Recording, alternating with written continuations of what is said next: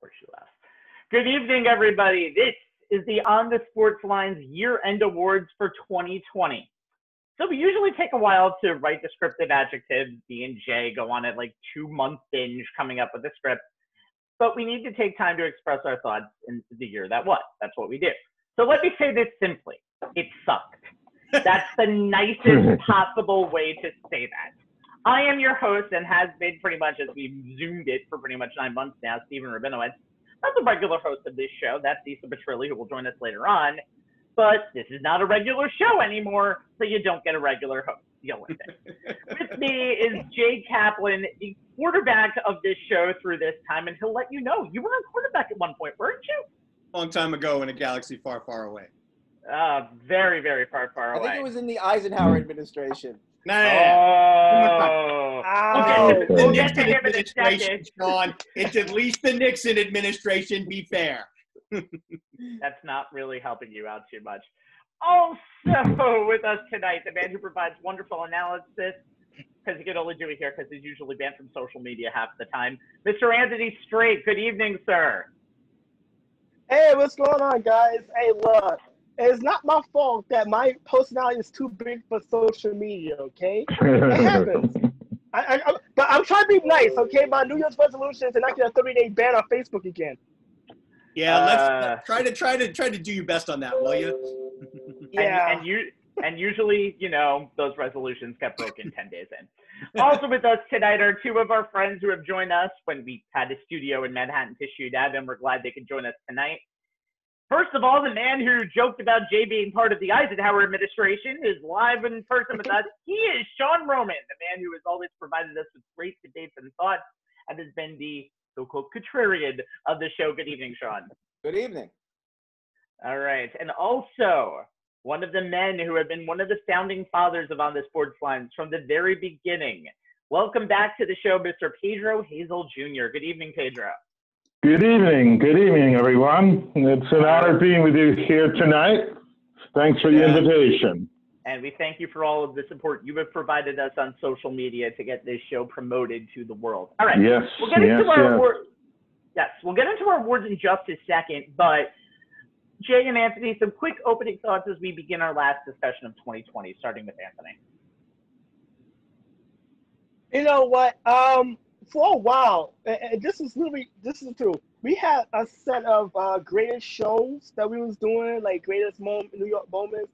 The only thing we were talking about that was remotely sports related was at that time our memories and the Last Dance documentary that was on ESPN, because it was like for 4 months we had no sports going on. I mean, this year we just went from one extreme to another in such a 180 turn. And I remember literally talking to Jay, and we were all gearing up for our college basketball show.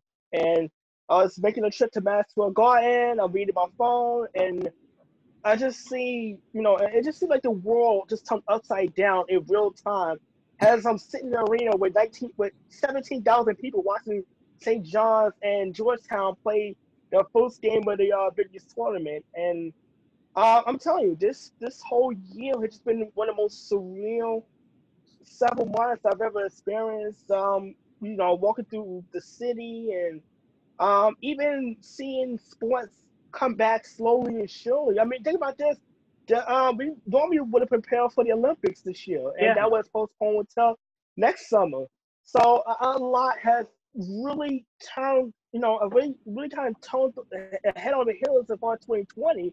The best thing, like I said, my hope is that we can come together, get through this tough time, just all around as far as society, for as equality, everything, and move forward. And hopefully, 2021 will provide a lot of fonder memories for all of us. Yeah. I agree with you on all of that, Anthony. I mean, I remember talking to you on the phone, and you're telling me what's going on at Madison Square Garden during the St. John's game, and I'm on another text with the rabbi and with Pedro, and we're trying to figure out, do we postpone the March Madness show? And this is before everything basically went to hell in a handbasket. I mean, I don't think any of us will ever not remember where we were, March 11, March 12, when the world basically went to hell. That said, I mean, and it forced so many changes on, all of us around the world in our daily lives. It forced so many changes on us in our sports world, from, like you said, Anthony, leagues being shuttered to coming back and how they came back, and changes to formats and rules and how the games were actually even being played. And that was something that we had to get used to and we had to roll with as we were doing our show every week. But I will say this, I mean, to me, the silver lining in the cloud, and it's one big honking cloud, and it still hasn't passed, and it won't for a while as far as both the world and sports is concerned, was that, we got a chance to do this show in a different way, which allowed us the opportunity to do a different kind of show. The shows that we did when there were no sports on were, if you think about it, were fun shows for us to do, but they're types of shows that we would never get to do in a regular sports year. Being on every week allowed us to be relevant every week, being, taking on, whatever the big story was in the sports news that week and doing other things. And when things finally rolled out, to be able to be every week to talk about this, to be able to do things like be live through the entire first round of the NFL draft with Joe Tufaro, to be live through the entire first round of the NBA draft, to be able to do things in real time, like when we were talking about the Stanley Cup playoffs as games were happening for the Islanders. To me, that was the silver lining in the cloud. And Rabbi, I got to give you the props, because this, you and I had bandied this idea about for years, but, you finally took it off the table and put it out there and got it done. And, for that, I think Anthony and I both can say we're thankful for that. And like I said, it's been the silver lining in the cloud that's been 2020. Yeah, and I think one thing that's definitely been different, I think we all are different now. We're all doing this from our homes. We miss M&N, but we understand that it's going to be a different world out there. Again, I'm going to take the silver lining out of this, because we got unusual seasons in baseball and basketball and in hockey, and now we're getting it in football, where sure, there are no crowds. And I remember when this first came out, LeBron James, right in late March, said, I don't want to play in front of crowds. And he played in front of the bubble and won a championship. I think seeing sports get back to where it once was toward the end of the year, and we'll get back to where it is completely, but it got back to something where we can actually have a year-end show and have nominees, because I thought this would never actually happen. But it's good. It's good to see. I mean, it's been a crappy world in 2020, but I'm glad that we now know what sports' place is in society and what sports means to the rest of society, and we're going to have a little bit of fun tonight. So, let me take on that, what you just brought up, because that is what I got most out of 2020. Sports was gone for a number of months, like one of you said, and within that time, I pretty much realized what was important in my own life, which is that I could really do without sports. It's like my family is much more important to me than what people are doing, chasing a ball around for the amount of money they get paid. And the games that I play for free twice a week, I usually play soccer with the same group for about the last 10 years. And Jay, you often talked about playing basketball with a group for a number of years. Mm-hmm. For me, I've been excluding myself for safety reasons, being around vulnerable people. And I miss that, getting out, seeing the people running around, sweating, much more than seeing whether it's the Yankees, Mets, or any of the teams play. The only thing that compared this year that I really loved, that got me excited, was seeing the Islanders playoff run. That made me feel something. Everything else, I realized I could just leave it. It was much more of a personal loss of not being around real people than, following people who I really don't know and will never meet. It really didn't mean that much to me to lose it. Gotcha. And Sean, in case you didn't know already, we knew how much the Islanders run meant to you. We brought it up a few times about how we're sure you are watching and enjoying the heck out of it. So we knew. Pedro? I think what this being without sports, it gave people an opportunity to reconnect with their families, as Sean was saying. That and the fact you kind of reevaluate things in sport. So you can figure out. Once I remember when the baseball strike in '81 was going on, and Art Rust Jr., who did a show on WABC during the baseball strike, he was saying usually the people who benefited the most were actually the fans because they had other options. It taught people to evaluate their lives, and people learned to do other things in addition to outside of baseball. And what this virus did is it helped us connect to our families, and also, it forced us to look at other things in life as well. Sports isn't everything. Yeah, sports is like one part of our lives, and you got a chance to look at past games, which was really a lot of fun. Seeing excellent, yeah, guys. Guys, although we would love to talk more about memories, we got some awards to hand out. Yeah, we do. So right now. So let's get into, as we get out the old of 2020 and ring in the new, as we start with Baby New Year. Our Rookie of the Year category honors the best players who have made the best impact in their year one of pro or college sports in the calendar year of 2020. 3 of the nominees took their college success to the next level, and the other plays for the Seattle Mariners. But he shined in the strike-shortened season, so we're giving him that credit. The nominees are Kyle Lewis, the AL Rookie of the Year, who became a staple in the outfield and will be for many years to come for the Seattle Mariners. Ja Morant. Zion who? Ja almost led the Grizz to the playoffs and has now passed Ja Rule for the most famous person named Ja. Congratulations. Joe Burrow. Before a torn ACL and MCL, Burrow took his college success to the pros seamlessly, even though he played for a crappy team. And Justin Herbert, minus the injuries, ditto. Anyway, the winner is the man who could take the Chargers team doctors for his success in 2020, Justin Herbert. Anyway, Pedro, do you have any thoughts about the winner or the category in general? Well, that was a good category. There was a lot of good, there's a nice group of people there. Okay. Sean? I completely agree with who everybody chose. Justin Herbert was picked 6th in the draft. And what kills me is that the Giants could have had him. I mean, I thought that, when you go from who was picked first, Joe Burrows, I mean, I could see why he was picked, based on the year he had. But I did not think there was that much of a gap between those two. I thought they could have easily went interchangeably. And if he was available to a team like the Giants, I would have loved to have jumped on that chance. And I think it was a big loss for them. I was watching him. I love to watch some of the better college football players. And, late at night, sometimes you can watch the Oregon games around here. Pac-12 after dark. And he was. Or Pac-12 at 12 o'clock this year, sometimes we actually saw. I like to watch with Mike Leach when he was with Washington State. I like to watch a lot of those games. And, when there was someone interesting in some of the other Pac-12 games.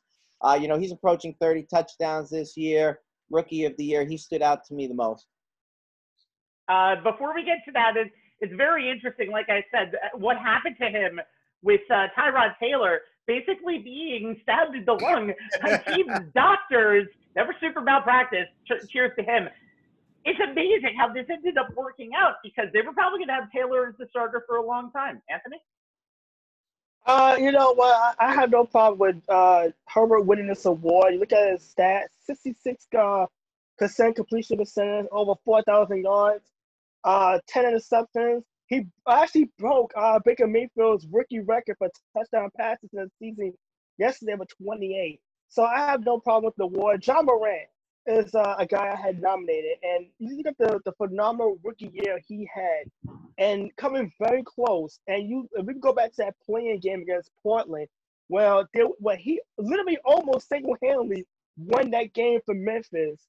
And then you come back this year to start the new season. He's the youngest player to score 40 points a game since Shaquille O'Neal did it in his rookie campaign. Ja Morant is going to be a star. And we kind of forget that because Zion has so much attention on him coming out of the draft, that Ja was a really good player. and he's going to be a great player for a long time. But Justin Herbert, he's showing that he is going to be the quarterback of the future for the Chargers. If they can ever get a place kicker to make field goals at the end of games, I think they'll be a playoff team in the next year or so. And a different coach, by the way. Yeah. And a different coach. We know how you feel about I like it. And I like Anthony Lynn, but maybe time for a coaching change. Maybe. Yeah, this is a solid category. I got no problem with any of the nominees. And you guys know, the funny thing about John Morant being a finalist here is that way back in March when we were prepping for our what would have been our March Madness show, Morant was my player to watch during the tournament because I had seen a lot of his games during the season and I was anxious to see how he would do in the tournament.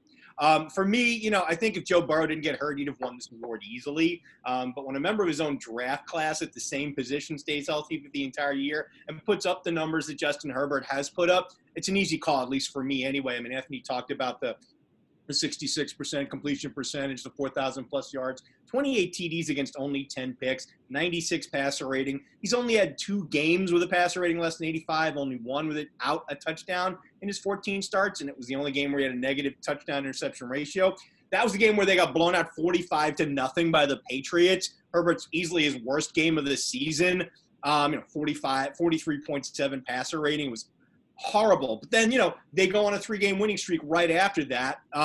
He's completing over 72% of his passes, averaging 270 yards a game, 5 TDs against only 1 pick, so 105 passer rating. Showed me that, that he can bounce back from a game where everything went wrong. It's interesting. I went back and doing research. I went back to the scouting report that The Athletic put out on him coming into the draft. And here's the summary set. Each of his game tapes contained NFL-level throws with examples of wow plays. However, he has the tendency to leave you wanting more due to his inconsistent reads and decisions. While he's highly intelligent, that doesn't always translate to on-field processing speed for him at quarterback. Being book smart is great, but you need a quick-minded player, and he isn't always that. In other words, you'd rather have a Jeopardy champion at quarterback than a 4.0 student.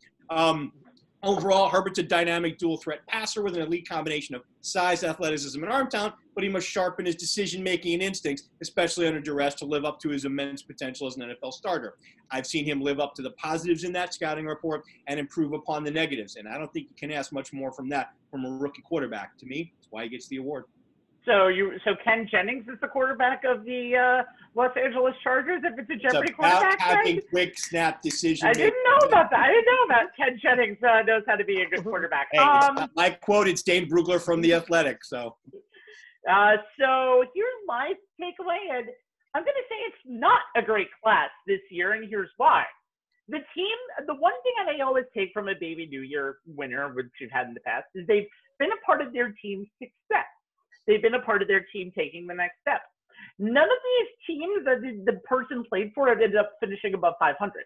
Kyle Lewis is obviously a Seattle Mariner and will always be a Seattle Mariner, then enough said. Joe Burrow, the team only won 2 games with him as quarterback, and they've won just as many without him as quarterback because they're so terribly built around him. Justin Herbert, the eventual winner, is a 6-win quarterback, and he'll go for 7 this Sunday. But he didn't really do amazingly for the Chargers, make the Chargers a better team this year. He almost played well in spite of them. And John Morant is the best case, but his team ended up 7 games under 500 and basically lost their way into the play-in game. And then they lost to Portland, although it was a very memorable game. I do think Herbert is the winner almost by default in this category. I think it's just a tough year for these because the teams aren't the story, the players are the story, and sometimes I'm not the biggest fan of that. I think the Baby New Year award should be more, but I am your resident hater. All right, we have someone in the waiting room. We have someone in the waiting room, so let's bring him in. We bring in a guy who has been with us all year, who has given us great analysis, and is also as much of a hater as I am, as we're waiting to get him loaded up. Mr. Joe Tufaro from The Last Word on Sports. He's given us analysis throughout the year, and he's with us again tonight. Good evening, Joe, or good afternoon. It's still 5 o'clock where you are. Yes, it is. It's 5:20 by me, so nice to see everybody. Hi, Joe. Been on all year. Hey, what's going on? Guys, we're going to get into a bunch of football now because that's what Joe knows best, and reffing as well. I've talked enough about reffing with him during the year. So we're going to go with the WTF award, or What the Fuck award. It's not Eminem, we can curse. WTF can be renamed in 2020 to WTFJ, as the league's worst team takes center stage. Actually, not the worst team anymore since I've written this. But like a good sitcom, we have to have some bit players here too. Legendary announcers losing their careers, a former Knicks star who became November's most popular meme, and the dumbest decision in World Series history.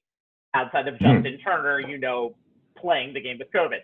The nominees for WTF are Rays manager Kevin Cash pulling out starter Blake Snell in Game 6 of the World Series and eventually pulling him out of Tampa Bay. Immediately, the Dodgers scored 2 runs to win their first title since 1988, when analytics meant nothing. Jake Paul knocking out former Knick Nate Robinson in November. Roy Jones Jr., not the most embarrassing thing about that card, shockingly enough. Tom Brenneman slurs costing him a career in Major League Baseball and the NFL, but he's broadcasting winter ball in Puerto Rico. Yeah. That's no joke. And now for the New York Jets. The 2 nominees are Greg Williams blitzing the house on 4th down in Week 13 against the Raiders.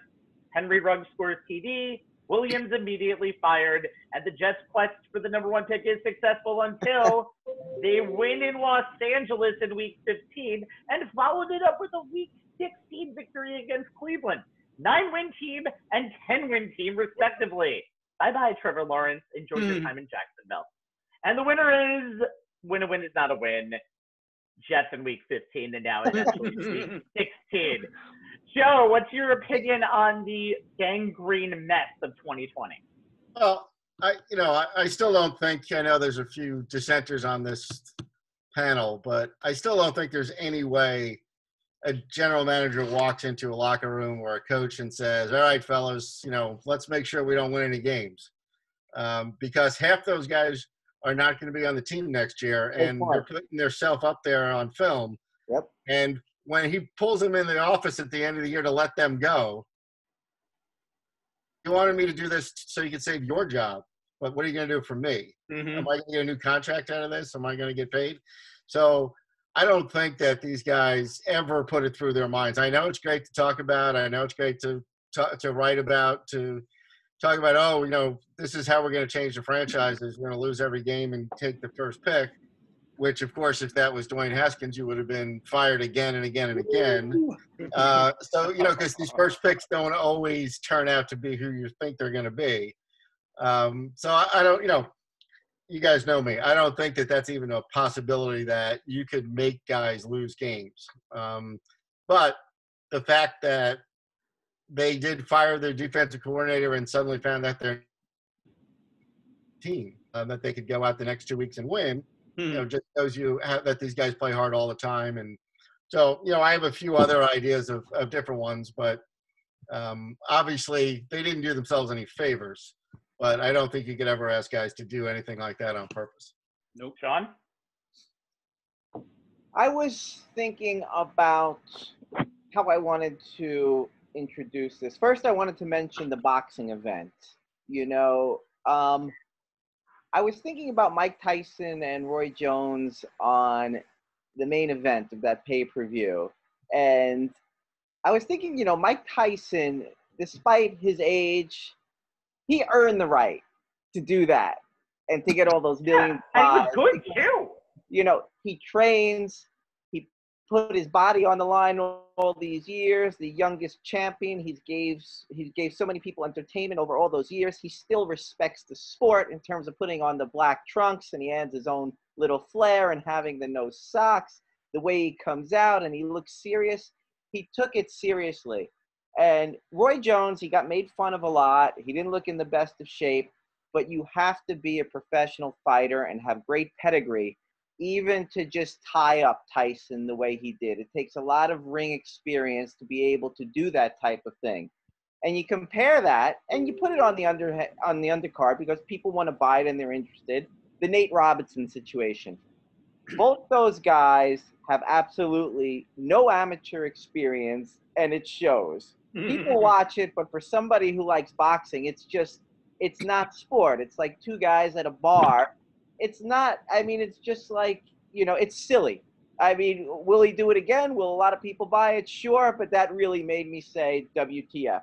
And one other point on this particular topic, one of your nominees is something somebody said, something offensive. And you could go down the list all across the world. People are losing their jobs over something they said. And I wanted to go to what you mentioned, Steve. You mentioned Justin Turner. And then there was right around when COVID was breaking, Gobert with the microphone. I don't think he knew he was COVID positive at the time, but he was making a gimmick of it. Instead of people who are losing their jobs and losing their livelihoods over very offensive things they might have said, if I actually had some rulemaking authority, I would take Gobert and I would take Justin Turner and I would make an example of them, because I think this is more serious than anything anybody says during the year. I think it's more serious than using steroids. I think it's more serious than like Brady with the inflated footballs, because this disease has killed already over 300,000 people. Justin Turner could have killed somebody's grandmother by the way he acted. He should be out of baseball. It's more serious than anything I've ever seen done on a baseball field. To know you're COVID positive and to put yourself in an environment like that was like akin to some type of an assault. And he should be out of baseball, in my opinion. So that was my WTF moment. Adrian? Yeah, my thing was the Jets finally win, and actually they won last Sunday too.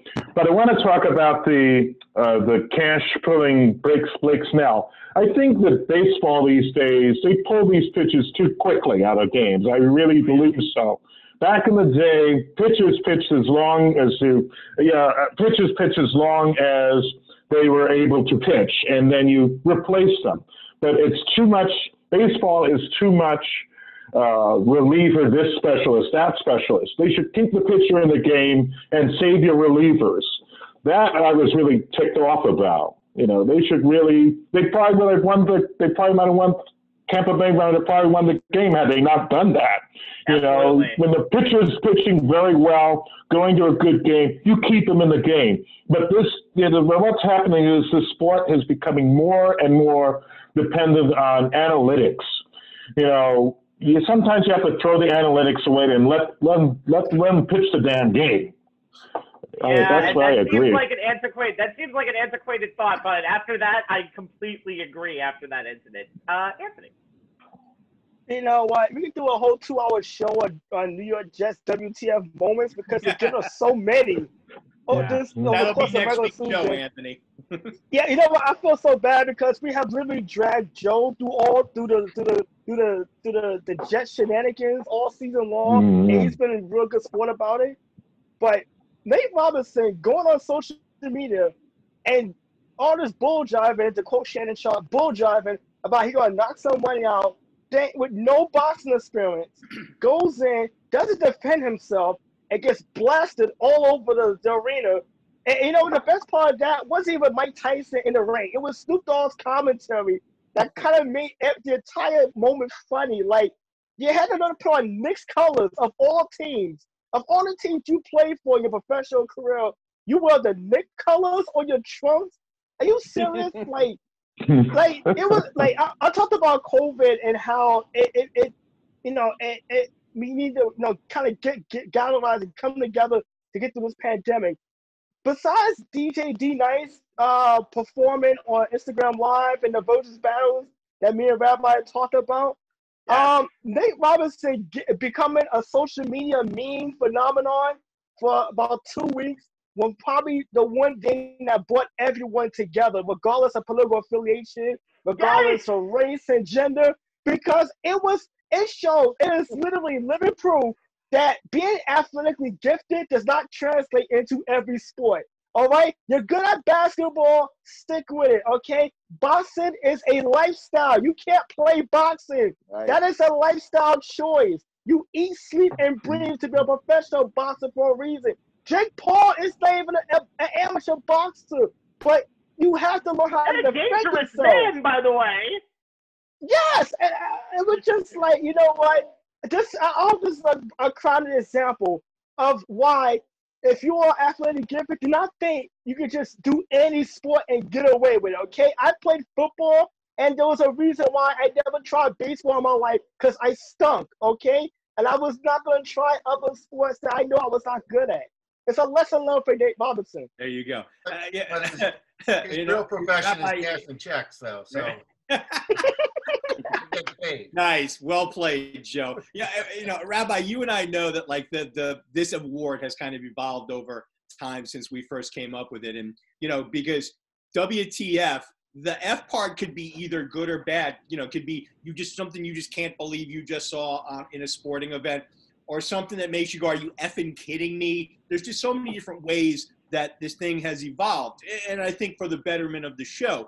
And I think each one of these and somehow fits into those different types of categories. To me, Nate Robinson's boneheaded foray into boxing, and I know Sean is, I agree with Sean, he has every right to be offended by this as a boxing person that he is. To me, that's a WTF moment and an are you effing kidding me moment. Tom Brenneman, that whole situation, we talked about it on the show. The fact that he is even getting a chance to call baseball games in the Roberto Clemente League in Puerto Rico irks me, because I don't think he served enough of time for his crime, but that's just me. Pedro, Blake Snell getting pulled from Game 6 of the World Series. I agree with you, one of the dumbest calls ever made by a good manager. And yes, Kevin Cash is a good manager, as his AL Manager of the Year award attests to. Yes, indeed, yeah. Pulling your Cy Young Award winning starter solely based on the analytics of not going a third time through the batting order is hemming too hard to the numbers. I said this, and Pedro, you basically quoted me from our October 29th show. I know that Cash is following the Rays' way, but there is a time to go by the book and a time to throw it out. Staying strict to the book is fine over the course of 162. It's a long season. An elimination game in the World Series where your ace, a former Cy Young Award winner, is flat out dealing and shutting down the best offense in baseball is the time to throw the book out and go with the eye test and your gut. Dodgers are champs because of that move. But you know what, Rabbi, I got to give it to you. The Jets getting here twice is the purest definition of this award. I mean, and if you think about it, if not for the win against the Rams, they wouldn't be here twice. That blitz call against the Raiders, we shredded it, on our show after it happened. I think that blitz call alone would have given the Snell moment a serious run for this award. That the blitz cost the Jets their best chance at a win before the Rams game, but got Greg Williams fired was a full-on WTF moment, though Williams getting fired was more of a AFT moment about fracking time. Still, I don't think the Jets would get on this list, let alone win the award by doing something universally considered a positive thing, winning football games. And Joe's right. That's something fans just don't get. The players are playing for their next paycheck, their next contract, whether it's in gangrene colors or not. Was this a trap game for the Rams? Maybe they had the Seahawks up next. That said, there's no way the Rams so it wasn't much of a trap in. Exactly. Look, the loss was bad enough, guys. But the irony that it cost the Jets their shot at the #1 overall pick in the upcoming draft and a chance at Clemson quarterback Trevor Lawrence, who could be a generational talent at that position, is going to have gangrene nation face palming for years to come. And if that right there is not the epitome of a WTF award winner, I don't know what is. To kind of sum up everything that we just said, Jay said it perfectly and Joe said it perfectly. Your job is to win games out there. And I know and I mentioned this in our first category, having a good quarterback doesn't necessarily guarantee you having a good team, as we've seen in the case of Justin Herbert and Joe Burrow. So if the Jets start out with an offensive lineman and have to deal with one more year of Sam Darnold before they go into the draft again or go into free agency, so be it. I love this category because there's so many stupid things in here. There's other stupid things we could have included too, or moments that made us go, wow, like Tom Brady finally leaving New England to go to Tampa Bay of all places. But I think this is a deserved award only because of the way social media treated the Jets and how national sports media and New York sports media basically said this was a funeral the very next day. Well, let me be the pallbearer and lay rest to you. The Jets are getting Trevor Lawrence, You're going to have to deal with a lot of the same people next year. And hopefully, even though Joe says Adam Gase is going to return because he wants Jets fans to suffer for one more year, which I completely understand, I think there's a possibility that there's going to be a little bit of a difference in the Jets in 2021, and maybe winning these 2 games is the start of it. All right, as a Jet fan, I can deal with that. I can deal with all of that. We have a Jet fan who's about to join the chat.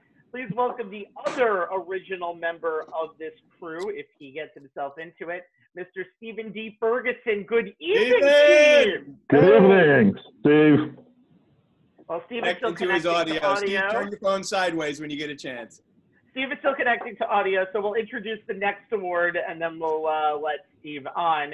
It's time for a special award to be given out tonight, and that is Comeback Player of the Year.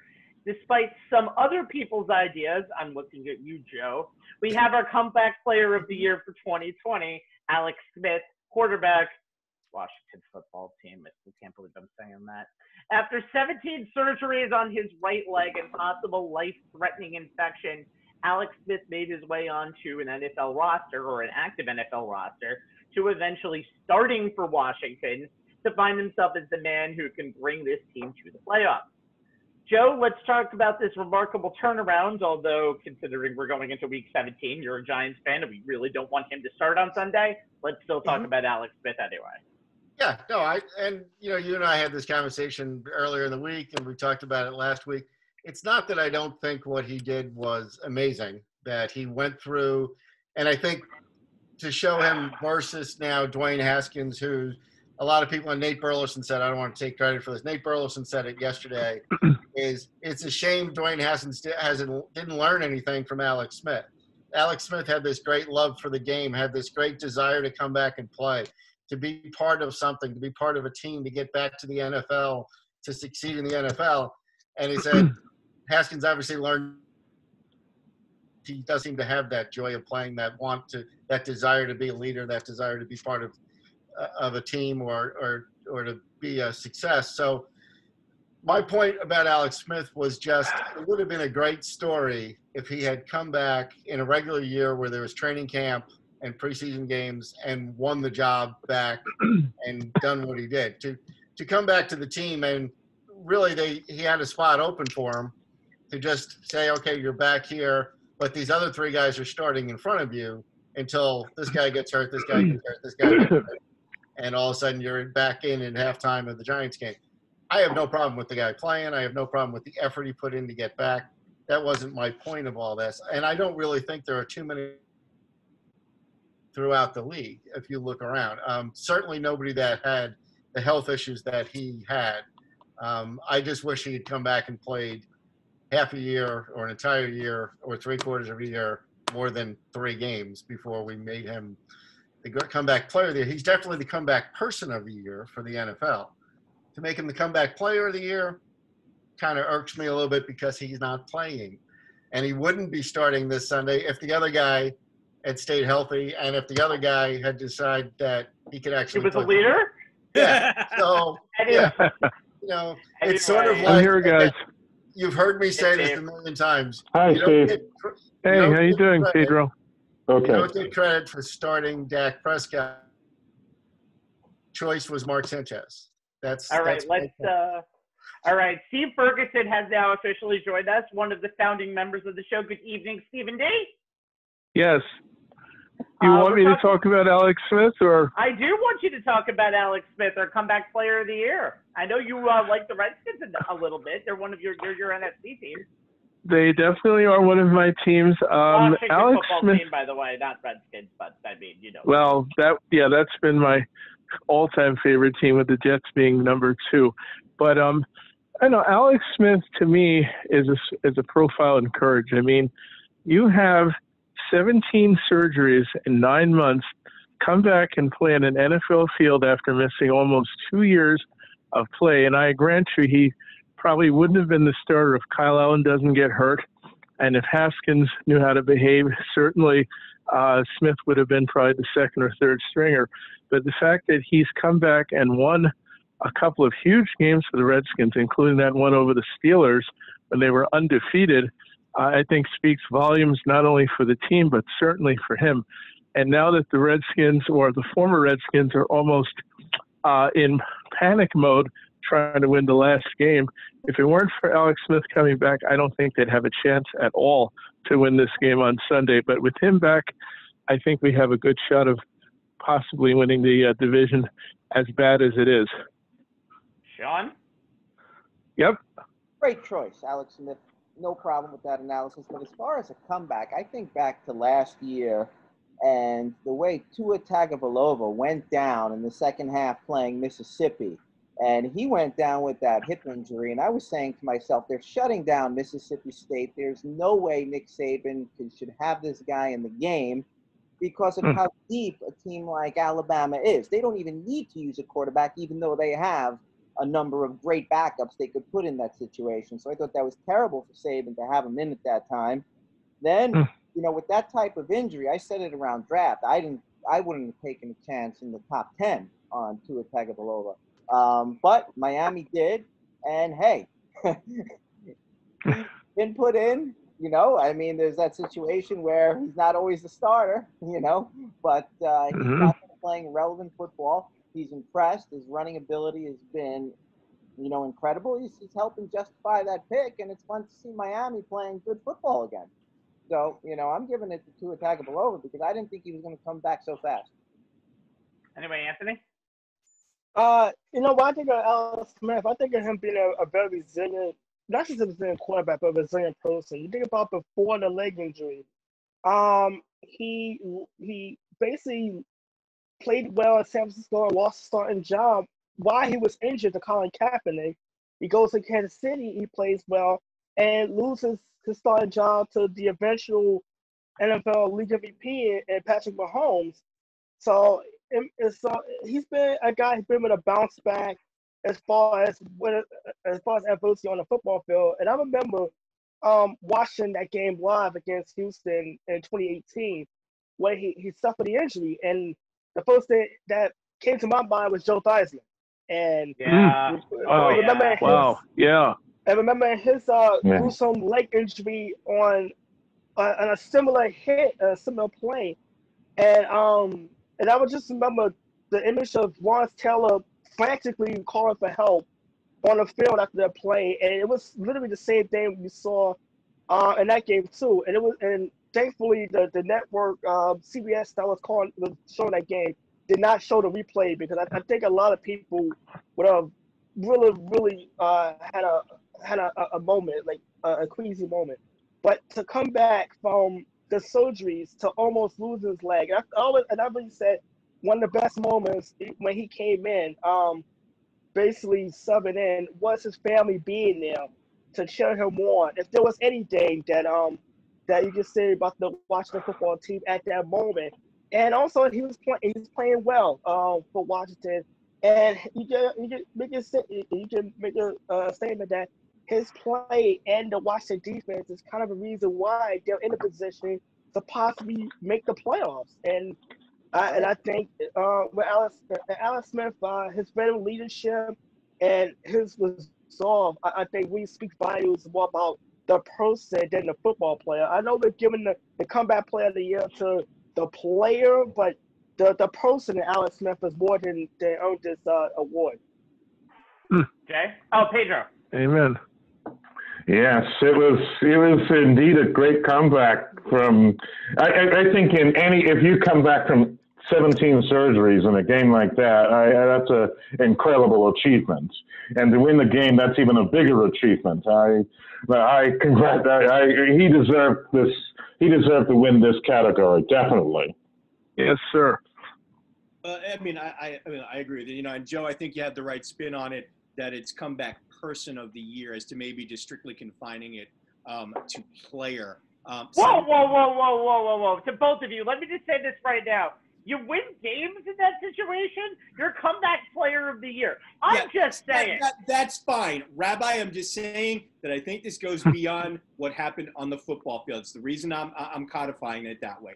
17 surgeries, guys. I mean, 17. The number just boggles the mind. I mean, and of all the crazy in 9 months, Jay. Yep. Let me get into this, Steve. Of all the stats from this wild, crazy NFL season, guys, that number has been atop my list since training camp. I mean, after an injury that gruesome, I mean, the comparisons to the one suffered by his fellow Washington quarterback, Joe Theismann, are beyond appropriate. I mean, that Smith would ever walk again would be considered a monumental achievement. That he stepped onto a football field after nearly dying after one of those 17 surgeries due to an infection is beyond amazing. That he had to do his recovery and rehab more on his own than most professional athletes usually have to do is in itself an accomplishment worthy of this award. I mean, in a normal year, guys, and I've lost count how many times I've said this on the show this year, there would be some other worthy candidates for this award. Sean correctly mentioned Tua Tagovailoa. I agree with that 100%. Ben Roethlisberger from my own Pittsburgh Steelers coming back from the ridiculous elbow surgery to lead the Steelers to an AFC North title, showing everyone that he still has his fastball. I mean, and then, you move from the gridiron to the ice. Lightning center, captain, and emotional leader Steven Stamkos coming back from a left-sided lower abdominal core muscle that kept him out for the entire season until I'm glad you mentioned that. Finals. And scored a goal there for the Lightning when, as they eventually went on to win the cup. And as amazing and worthy of each of them are, none of their recovery and return to the field or ice stories to me holds a candle to what Smith has done. And not even his mediocre numbers for a bad team can detract what he's done. That his wife and kids, as Anthony noted, were able to be in the stadium when he stepped onto the field on October 11th for the first time was just perfect. Hollywood could not have written this much better. This is still my favorite NFL story of the year. I mean, to me, what Alex Smith has done this year embodies what our Comeback Player of the Year award means. It's probably the best comeback Amen. in this whole entire list, to be honest with you. It's not you said comeback person, but I said the fact that he could be starting a playoff game, albeit for a 7-9 team, almost makes me think it's a player award too. Fair enough, Rabbi. All right, it's a good point. Let's move on. Very good. Let's move on. On March 11th, the sports world started its 4-month-plus shutdown, as we talked about in our opening remarks, when the NBA went on pause. That started the domino effect. The next day, the NHL would do the same thing. And then the most devastating for all of us, and especially Jay, NCAA March Madness completely canceled for 2020. One by one, though, the leagues would start coming back to play. MLB on July 23rd with an amended 60-game season. Don't get me started on it being that low. Thank you, Rob Manfred. NBA and NHL finishing off their 2020 campaigns in Florida and Canada, respectively. And the NFL has played 2020 in front of limited or no fans. And college sports have gone on despite objections, closures, cancellations, and, logic. Let's talk about the Big C and how it's affected all of sports in 2020, starting with Joe. Well, obviously it's been awful because of not having fans at games completely changes the atmosphere and the momentum and just the way the games were played. And to try to force all of this into smaller windows than what it is. We all talk about baseball. The fact that you can play 3 games of baseball in 2 days, 5 games of baseball in 3 days, it makes it a whole different point where you could just keep playing, and however many games we get in, we'll figure it out. And guys, starting pitchers, you need extra pitching because you can't pitch guys with 5 days rest and all the other stuff that goes on. So I think it changed that game beyond recognition. And also with football, having these indecisions of what makes a game to be postponed. Why do the Browns have to play with no wide receivers and the Broncos have to play with no quarterbacks, but Pittsburgh, sorry Jay, gets a week and a half to play their game against Baltimore, and then they get another week and another week after that. So it's been very, very disheartening to watch a lot of this, how it goes on. Again, to just make it work. I think hockey did a fantastic job, again, because you can play every day and you're not really hurting one team or another. The atmosphere was good up there, the way that they did it. I don't watch NBA basketball, so I have no idea what they did. I think college basketball is nuts to try to force this in there. You should have started this season in March and had a tournament or done something just to let these kids play. because they are looking to showcase what they can do, either to move to other schools or different things. But this is not going to work at all in college basketball. There's too many games crammed into too small a space. Football, I think they could get it done because we just need to find a week in between games for every team. And also, high school sports, junior college sports, all of that stuff being affected has been terrible because of these kids, especially in junior colleges. They have no chance now to move up to the next level. They're not like the NCAA where they can go back for the guy from Miami who's playing his 6th year next year in college. You're football. a king, baby. Anthony does it very well. That's great. At least he gets to put stuff on film and to move to the next level. But it certainly is going to change not only this year and next year, but a few years in the future going forward. Pedro? Well, I think with the NBA, I think that what the NBA and the NHL did were very smart. To have their games all in one centralized location, or in the case of the NHL, two centralized locations. This way they can stay, instead of traveling and worrying about getting COVID, they're able to stay in a bubble and not have to, deal with the world out there. And the NBA was very successful. There's not one case of COVID during the whole season in the bubble, the NBA season. And already after like the first or second game, you already have people having COVID already. Games are being canceled already. The whole irony of everything. When they started to a regular schedule, people just, I think they have to have rules like with baseball and all the other sports. You cannot be hanging around after games, unfortunately. That's what, now you have games getting canceled. Who knows when these games are going to end up? These games are going to be rescheduled. But they did a great job as far as the other sports are concerned. And soccer, they started a little later, and they were. MLS actually had one of the first bubbles out there. They kind of were the model of what the NBA and NHL ended up doing. Yes, they did. They started the whole season with the social justice thing, I guess, which we'll be going to a little later on in the program. But they did the social justice thing. They started on they played at empty stadiums, and if you were tested for COVID, they would quarantine you. Now, I remember that actually today, though, there was supposed to be a match between Manchester City, and that match was canceled because, several players came down with COVID. It was supposed to be tonight, and then it was canceled because of several players contacting it. But the sports world has done a very good job after figuring out what to do after all of these injuries. They figure out, just got to play the empty arenas. Unfortunately, that's going to be the reality for at least the next year.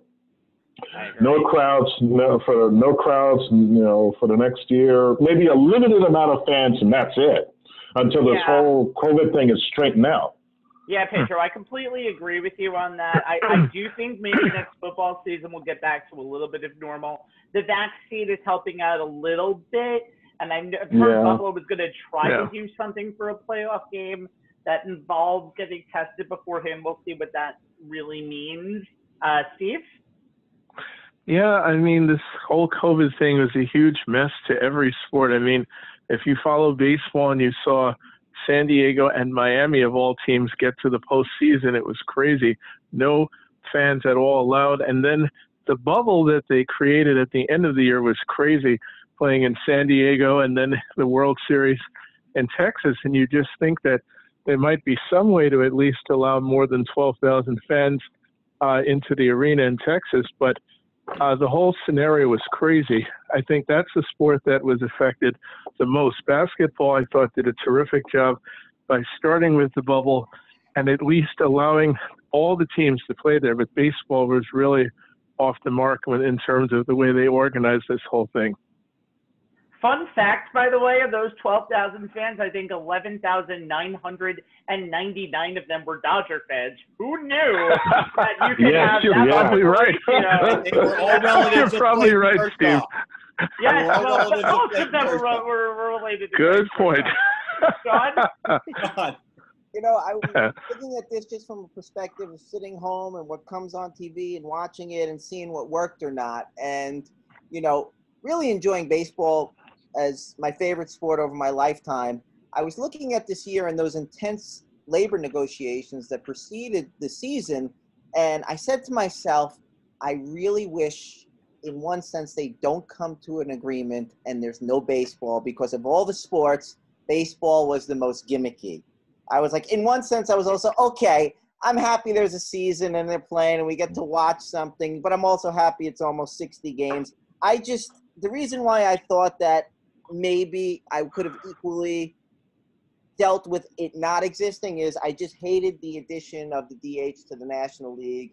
I hated to put that in there. It made me think that, you know, I'd rather sacrifice to see the season than have the powers that be say when everything gets back to normal, oh, what a good idea. Let's just keep the DH now that we have it already. So I think they're going to take advantage of that, and I would have rather not have a semi-illegitimate season, and I would have liked to preserve the integrity of the game. And they also imposed that extra innings rule where they put a runner from Oh, space. Don. that's horrible. So, That's a horrible rule. I agree. And I didn't like how it played out. And, you know, I was looking at what worked, though. You know, college football, they tried to do their best, you know, just with a very difficult situation. I understand that. But there was a lot missing. And I just think the way Michigan did not play Ohio State.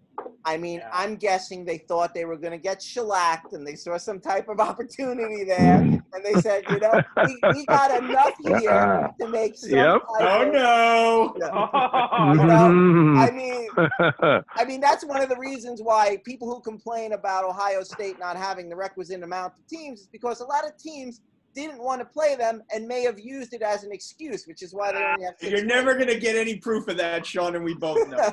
And I know. Good try, Sean. And I was worried that the DH was going to be the one topic that we would go on and on about. So I'm glad there's that one actually thing about losing on the field, and that happens kind of every like year what to else could we Michigan now, do? but there's another thing of not even taking the field, and that may be the ultimate disgrazia. And then, you know, I just think what works best is somehow the football season. It works for whatever reason because of the length between the games, that there's 16 games, just the continuity from every year, the way the season starts and ends in the fall, and Sunday it's there, and they add the additional games. If you just sit back and you're not analyzing it too hard and, you know, what's fair and what's exactly not, for some reason the NFL is getting it right this year, in my opinion. Anthony. You know, Ernie brings up a great quote where he said, "It's a great day. Let's play too." And I gotta be honest, half this year, I didn't think we want to get through one game without some issue with COVID or a player testing positive when the game started to resume slowly. I remember just being happy to see an MLS game at 11 o'clock in the morning, because it was just like, finally, after 4 months, it's an actual live sporting event. Now keep in mind, the first live sporting event was a UFC event back in late May. I think it was May or June. And then it went to Fight Island and had their little bubble for their events. The way the NBA and the NHL was able to resume their seasons, to say, okay, we're going to be in this designated area, we're going to test regularly. I think it was a mental challenge for all the players that was involved, because, you know, they had to be away from their family. So it was a great sacrifice, not just on the players, but the coaching staff, the people who work for the National Hockey League, the people who work at the arenas, and work at the Disney World Resort in Orlando, where the NBA was staying. Baseball, it was just bizarre. It was like something out of a video game, with the 7-inning double headers. The Mets get a walk-off win at Yankee Stadium, of all places. The DH, cardboard cutouts that City filmed. That was ridiculous. That was crazy. Ridiculous. A home run actually hit a cutout of Michael Cafolo's dog in one game, which was probably a funny moment. I remember that. Yeah, but one of the things that was missed and unfortunately was lost in all this was the NCAA tournament, the men and the women's, because you realize the young men and women, they worked really hard all season, and some of them were outgoing seniors. And Rabbi, we were talking about Hofstra, one of those schools that had been out of the tournament for so long, actually getting in and you see those smaller schools to get the national spotlight for a change and to bring some attention to the colleges, the respective universities, but also the memories for the kids, and to have that taken away. Like I would love to see what Obi Toppin would have done in the tournament, or Sabrina Nescu and Oregon, and could they get through South Carolina, which is a powerhouse on the women's end, and how would you call Lady Huskies bounce back, and like you wanted to see those storylines play out, and unfortunately that did not happen, and you said like this year just really took so much away. But I think when the games did resume, it made us kind of appreciate a little more that at the end of the day it's just a game, but it is kind of part of our lives. It's part of an everyday game we did that we kind of go through in and out.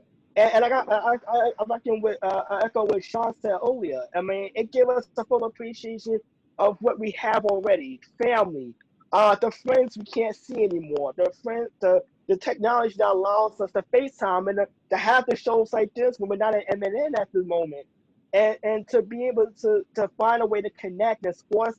And God rest his soul, the late Kobe Bryant said that sports was the greatest metaphor to society, and the fact that it does bring people together, whether we're in a stadium with 50,000 people or watching it online and a comment on social media about what's going on. So to have it back in some form was at least some kind of normalcy that people needed after going through so much pain and suffering that we're still seeing now. And like I said, I'm hoping that it's a start, like a slow moving train. It can start to move forward, but eventually get to the destination that we all want to get to, and that's to get back to our normal lives as soon as it possibly can. Yeah, absolutely. Yeah, and I think it's going to be interesting. And one of the things that you just mentioned, I'll mention now, Rutgers would have gone to the NCAA tournament too, basketball-wise. Luckily, they have a very good team this year because it's never been associated as a basketball school. By the way, just a note, I know we have like 7 people over here. Try to, if you especially have a louder speaker, Pedro or Steve, just be reminded that we all do not have as loud speakers since we're talking from home. Just to let you guys know real quickly. So let's all be a little crazy. It's a little bit crazy here, but I think we're all going to get through this if we I'll think a little bit, Jay. Okay. Rabbi, you and I joked early on that we were contractually obligated to discuss the COVID-19 pandemic. Every single week. On every show, once sports started to even just have conversations about resuming or starting their seasons this year. But I think nothing messed with sports at so many levels and in so many ways than this little global pandemic. The NBA and the NHL shut down and then restarted in bubbles in order to get their seasons restarted and finished with championships, and are now attempting to play their 2021 seasons in their home arena, albeit with very few or zero fans and no bubble. And only recently did the NHL work out a framework for the 7 Canadian teams to be able to play in Canada this season. And as it is, the NHL is going to realign into 4 divisions based on geography and are only playing a 56-game schedule. The NBA's All-Star break won't have an All-Star game so that anyone who's testing positive, can have a chance to have multiple negative tests for when the season resumes. I mean, hell, the NBA hasn't even released their second half schedule yet because they're waiting to see how many games they'll have to reschedule during this 72-game season. The NBA's Raptors have to play in Florida, and already the Houston Rockets had their opening night game canceled due to multiple violations of COVID protocols, not just just as I said. So he's the biggest. Right.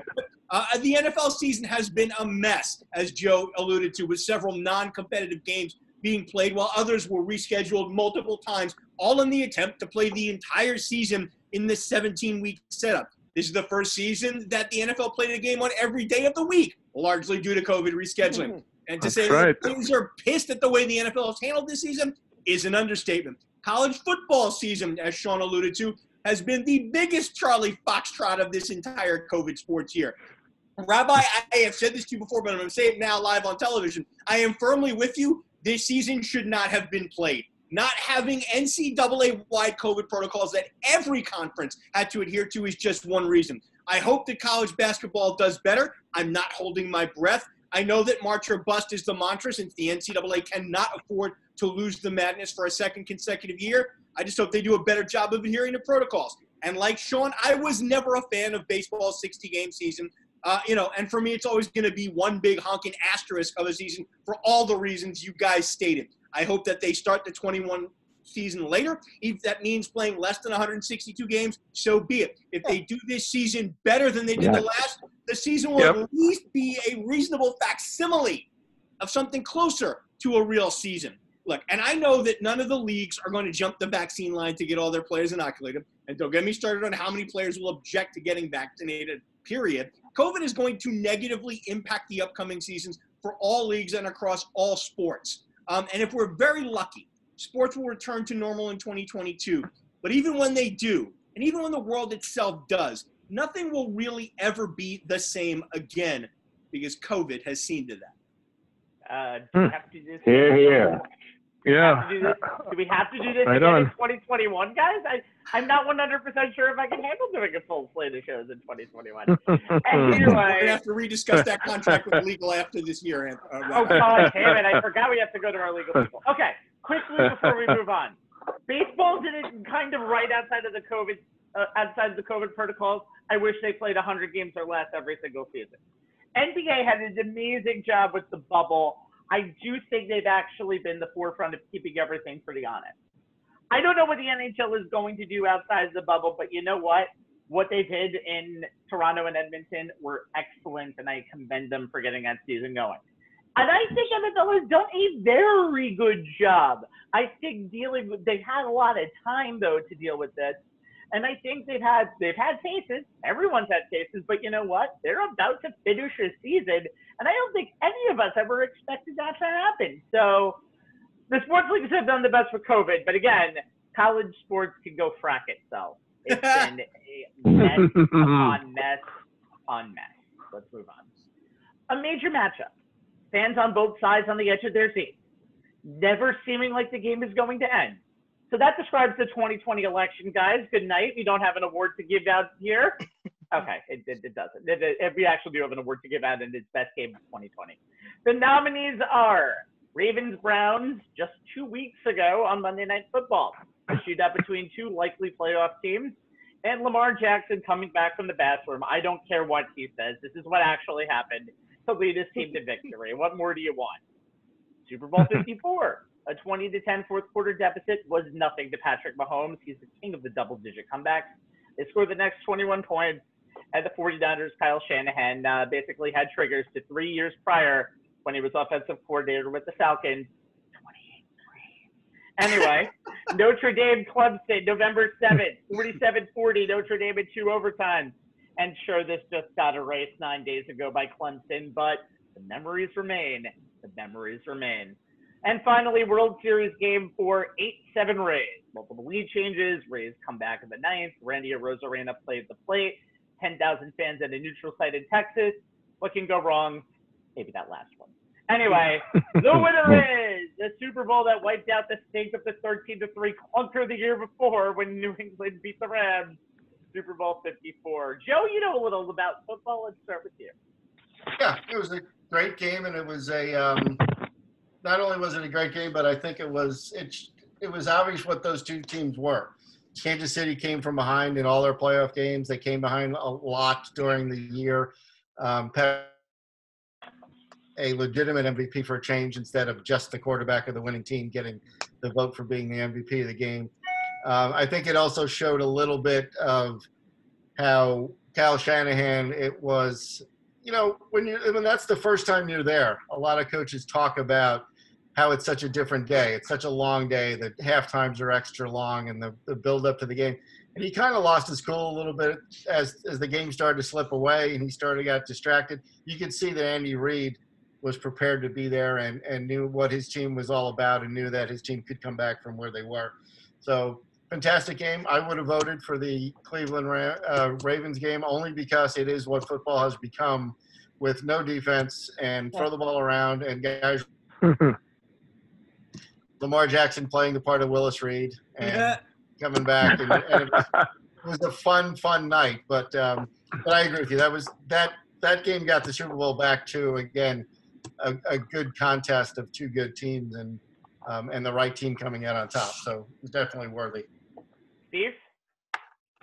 If I were taking a vote on this, I would have probably gone Ravens-Browns, but the Super Bowl last year was tremendous, and we really got to see the talent of both teams, which is awesome. Patrick Mahomes is terrific, and Garoppolo was very good too. And the defenses, while the final score didn't look like they played defense, they were very good too, because these are two of the fastest teams in the league. So I would say, yeah, definitely the Super Bowl probably has to win, because it kind of brought back what the Super Bowl was supposed to be, not that 13-3 nothing game that we saw the year before. Pedro? I would say I would go with Super Bowl 54. I mean, it was a well-played game, very well-played game. Kansas City came back, and I was happy for Andy Reid, because he'd been like, whenever we won, you won, but you never won the big game. Well, he finally won the big game, and he deserved that, Super Bowl. It was a well-played game. I also wanted to have the Rams and the Browns. That was a great game. Everybody was coming back. Browns, yeah. When there was like 2 seconds left, when you figured when the game was going to be over, then somebody else scores. Another team scores. That was a fun game, but I would have picked the Super Bowl. I can't wait to see what you have to say, Sean. Super Bowl was incredible. A lot of fun to watch. Good football game.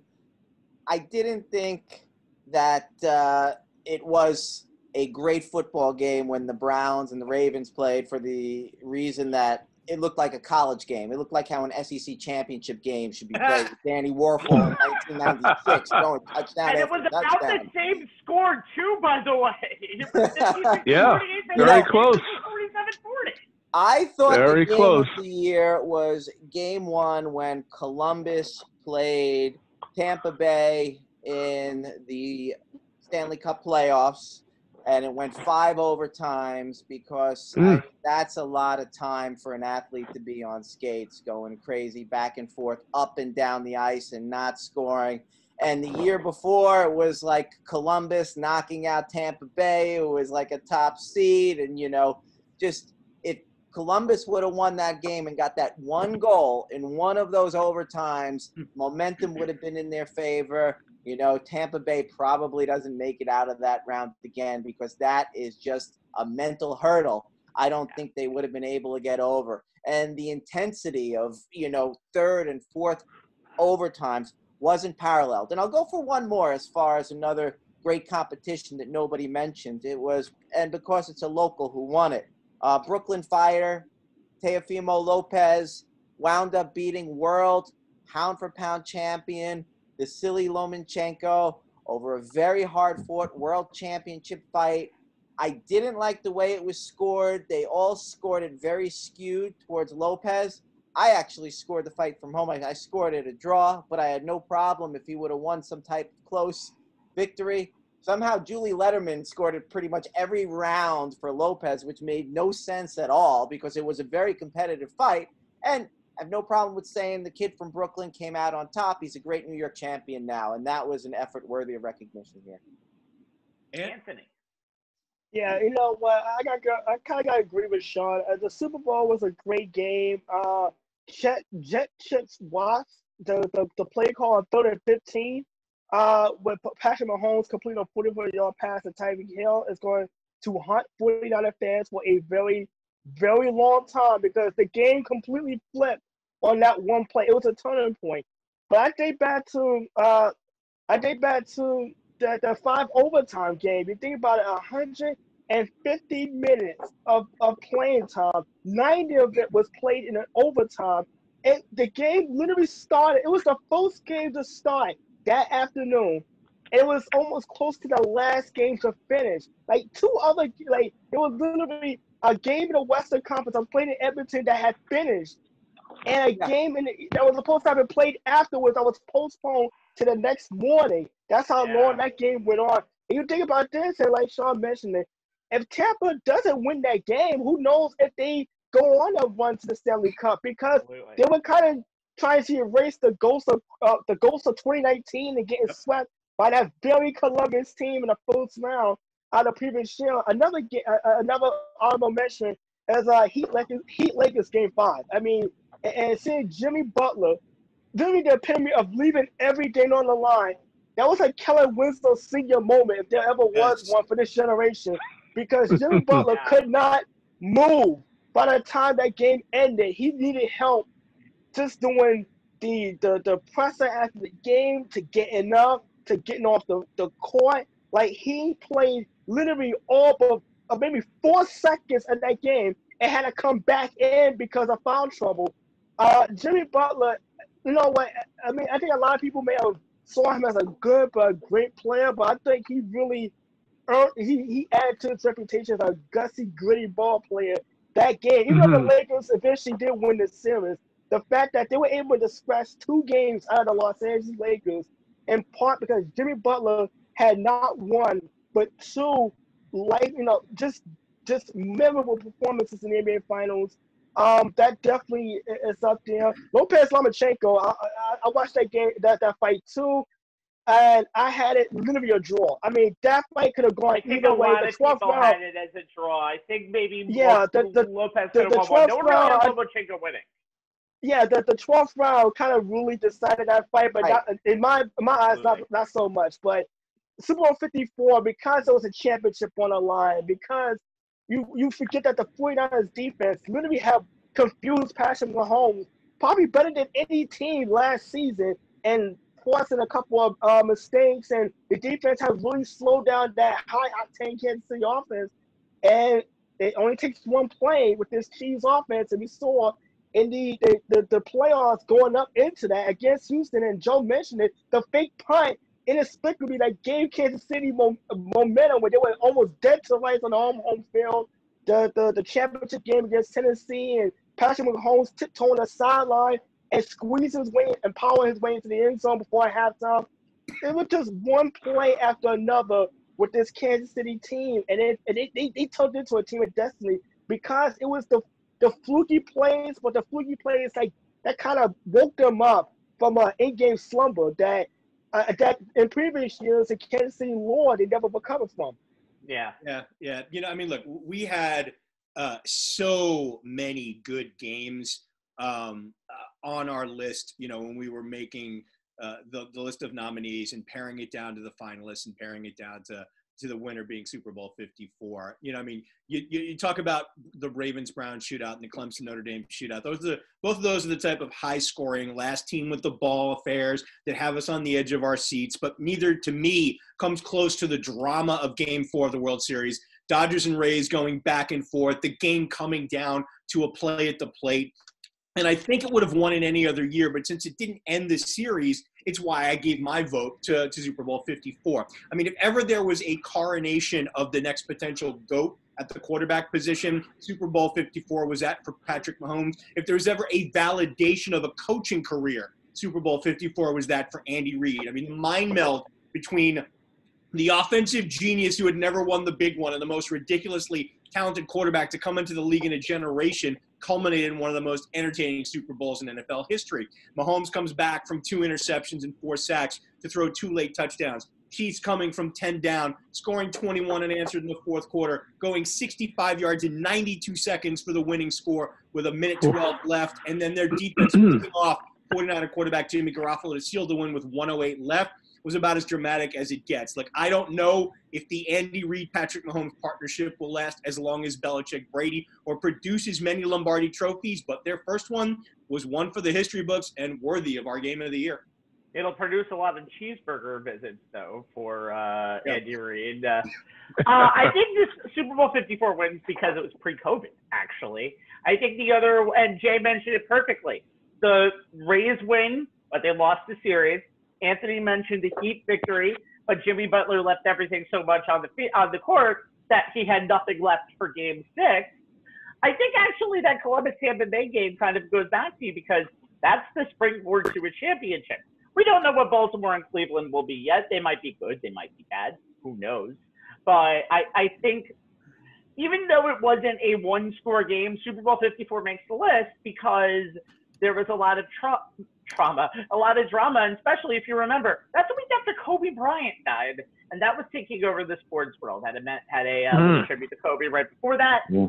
So it really was something that made us forget about some of the troubles that we had behind because, again, it was one of the biggest sports stories of the year, and then, of course, it got kind of overshadowed with COVID, but it really was a bright light to what was really a dark year.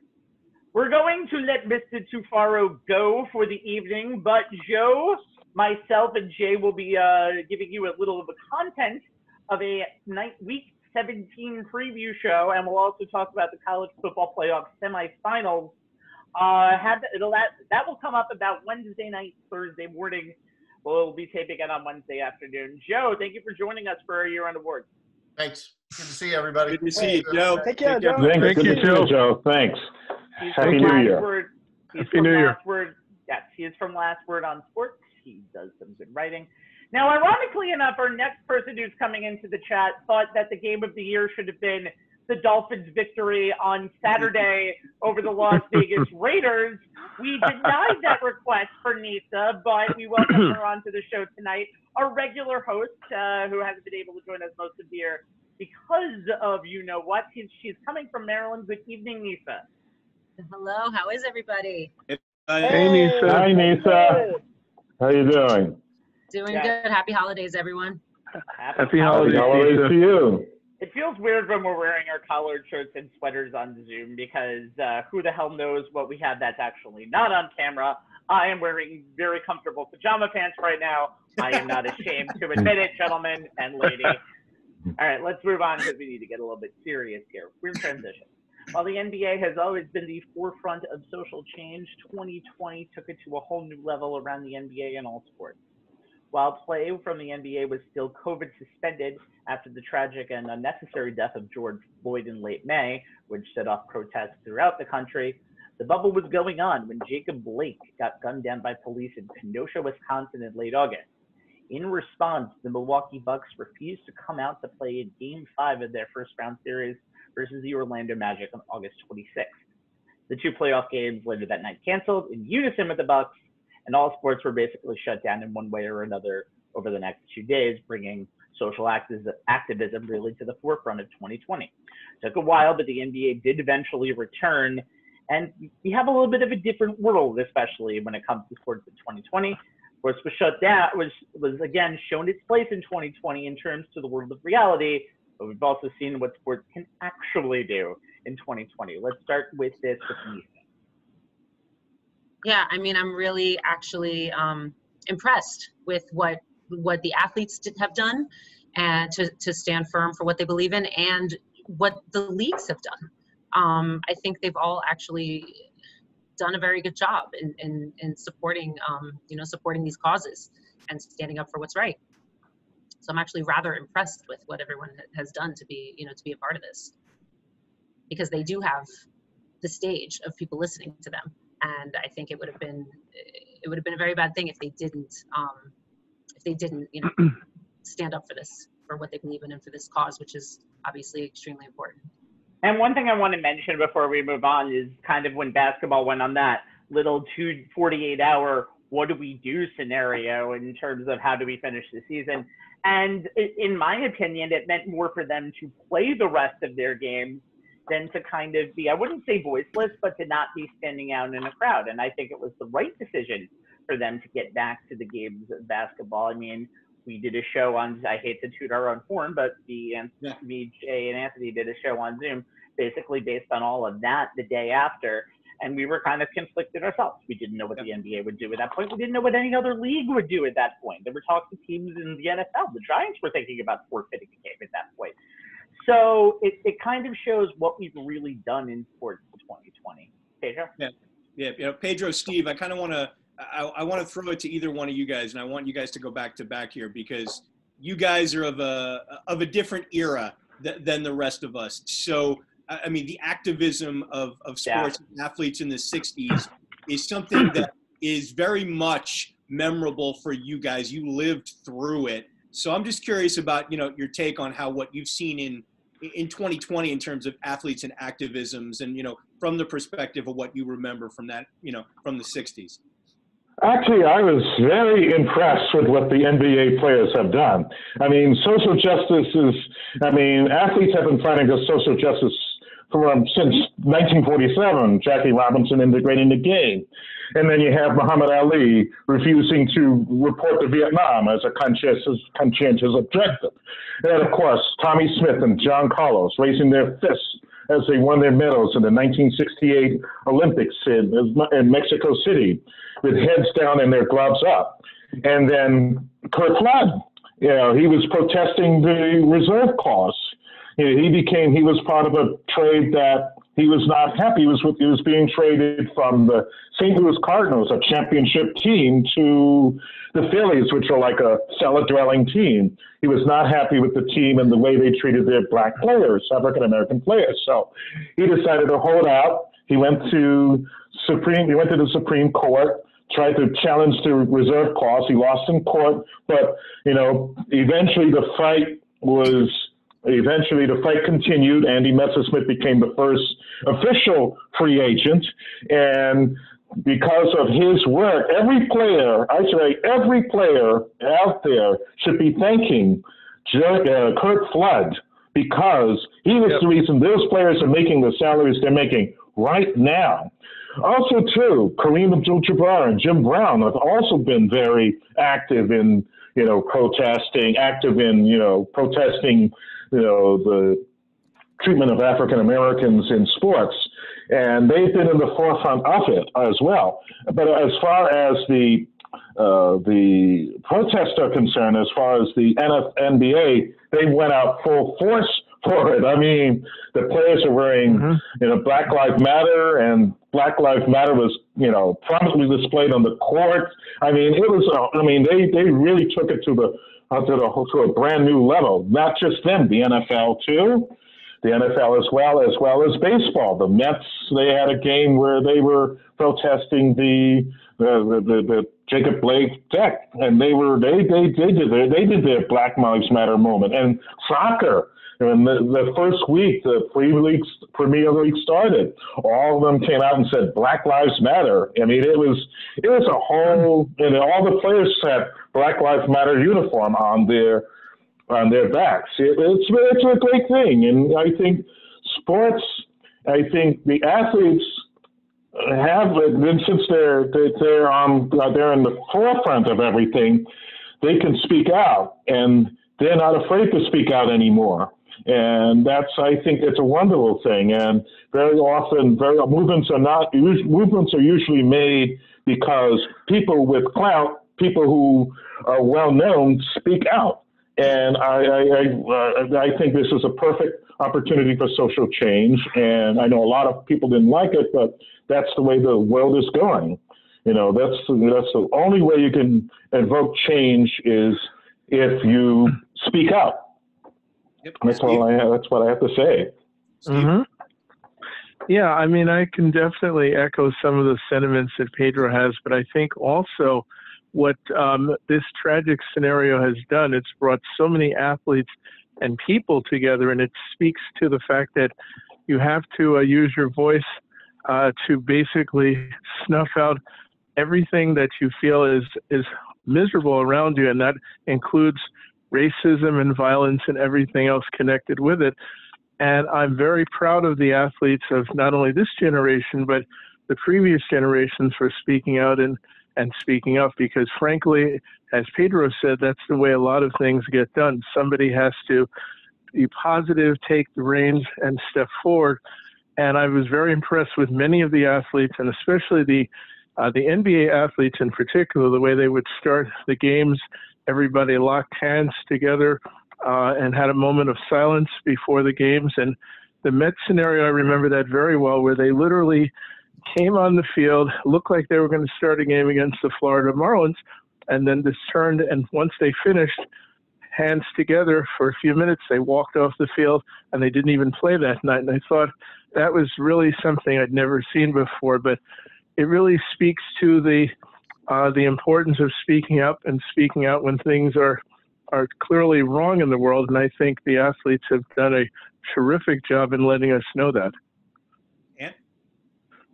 And honestly, we did a show here. I live close to the Barclays Center, so I'm like literally a few feet away from a lot of the protesting that was going on over the course of the summer. Actually, one of the shows we were doing, there was a protest going on in the background, and outside your window. outside of my window.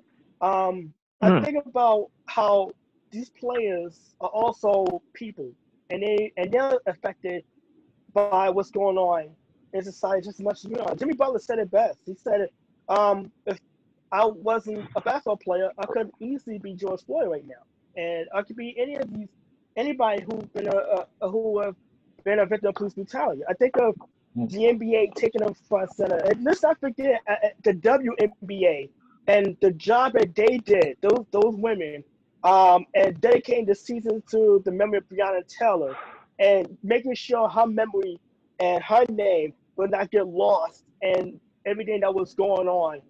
And you think of Naomi Osaka at the U.S. Open wearing face masks with the names of those who have been victims of unarmed violence and police brutality. You think of the players like Giannis Antetokounmpo and marching in those protests, and then you think of what they use their to be able to use their platform. My late father said this, and it's really true. It's not really what you do as far as money or the power as much as what you do with it once you have it. And to see these professional athletes, to remind everybody that, you know what, we are people, we are part of the society, we see what's going on, we're not happy as much as you are. Money cannot change that for anybody. To use their platforms the way they did. And also we have social media too, that is a big part of it as well, to get the word out, to bring attention, to see the players step up. And even to see some professional athletes that I criticized in the past for not doing that. Michael Jordan stepping up as well. And I remember he was criticized for not being more outspoken on social matters when he was playing in the 90s for the Bulls. And to see the players from the LeBron James to all the players in the NBA, to seeing the players in the National Hockey League forming a coalition to bring more awareness, about racism in the sport, and to make it more socially aware. To seeing Major League Baseball, seeing the Mets walk off, and saying no, we're not gonna play, and it's almost like to say, okay, you don't hear us when we speak out, so you're gonna hear us because we're not gonna play. And if you can't respect that, then that says more about you than it says about us as a player, as a team, as a coach, as a league, for that matter. And to see, like I said, to see the professional athletes across the board, using their platform and stepping up, it's a beautiful day, because for so long, players and professional athletes get criticized so much for saying not caring, to not speaking out more, and only being about money, and only about being a certain lifestyle. And to see that, and to see that, you know what, they're the total opposite. I think it was one of the best things that we could possibly get out a trying year that didn't really even start out that great. And for me, I put out one of the biggest hypocrisies was to see someone speaking out against the WNBA but being a Kobe Bryant fan, because Kobe was one of the WNBA's biggest supporters. I'm not gonna lie, it made me smile to point out hypocrisy out a few times on social media. But yes, to see that was in itself was a great day, because professional athletes have a bigger platform, but also a bigger reach than some politicians, and entertainers, and to see them use that platform for good is what we always ask our athletes to do. But now it was finally being done. And the fact that there were no sports going on to distract from it, and then when the games did begin, the platform became a bigger stage. That was one of the best things I took away from this summer, when everything just seems like it was like a volcano ready to explode as far as the sightings concerned. Yeah, and I got to agree with you. I think two of the best shows that we did this year were the ones in the wake of what happened to George Floyd and what happened to Jacob. Shows for the three of us to do. They were difficult, but I think they were shows that needed to be done, no matter how uncomfortable they may have been for any reason. 2020 was a year with more athlete activism than in the last 60 years. I was happy to see it, but sad that it needed to be seen. LeBron James and everything he did for the Black Lives Movement before, during, and after the NBA bubble. You look at Naomi Osaka using her platform as a Grand Slam winning tennis player. Patrick Mahomes getting NFL players together to produce a Black Lives Matter video so powerful and so profound that it led to NFL Commissioner Roger Goodell making a video of his own where he admitted that the Shield had handled everything to do with social justice badly and wrong. The NBA, not surprisingly, led the way with player response to all of the police brutality that became way too many headlines in 2020, followed by the NFL. The NBA has always been the most progressive of the four major sports leagues, so no surprise there. That the NFL players got vocal and visible with their response, with no regard to how their owners, most of whom are the old rich white men that I've referred to on the show many times this year, was a terrific thing to see. But what really brought it home for me was seeing Major League Baseball players, black and white, speaking out against the violence, the injustice, the institutional racism. MLB's rank and file have traditionally and historically kept their heads down and their mouths shut. But with more and more of team rosters being predominantly players of minority backgrounds and more players breaking baseball's other unwritten rules, it was great to see them, from Mookie Betts to Mike Trout and everyone in between, speaking out and acting out in support of those fighting the fight.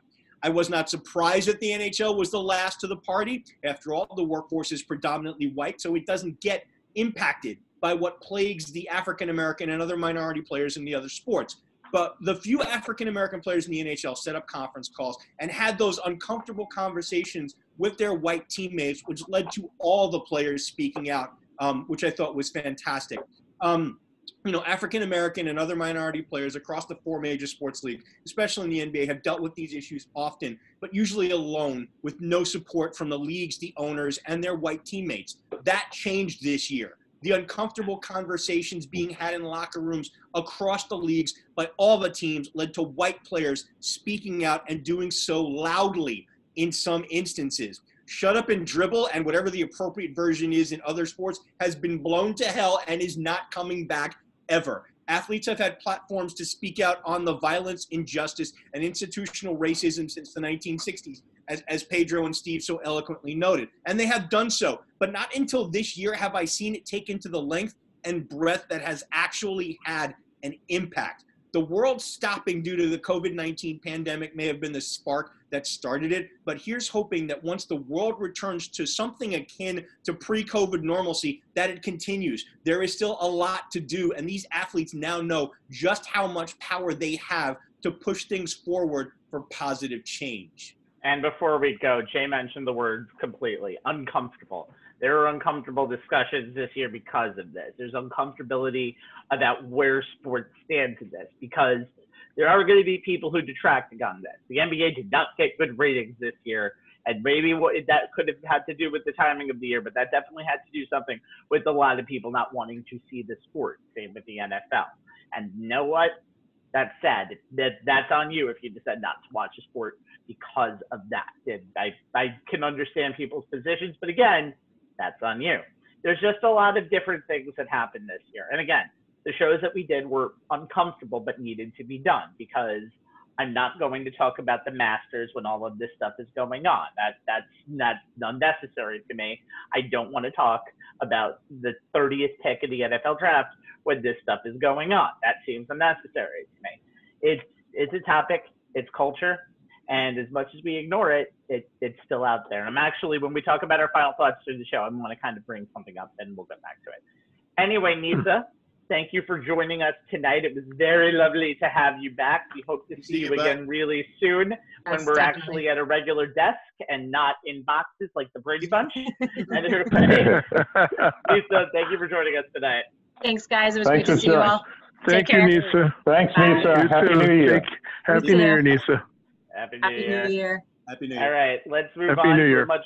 All right, guys, let's move on to a much lighter topic out there. The Clippers. Our best choke job involves some factors. Get ready for a war, guys.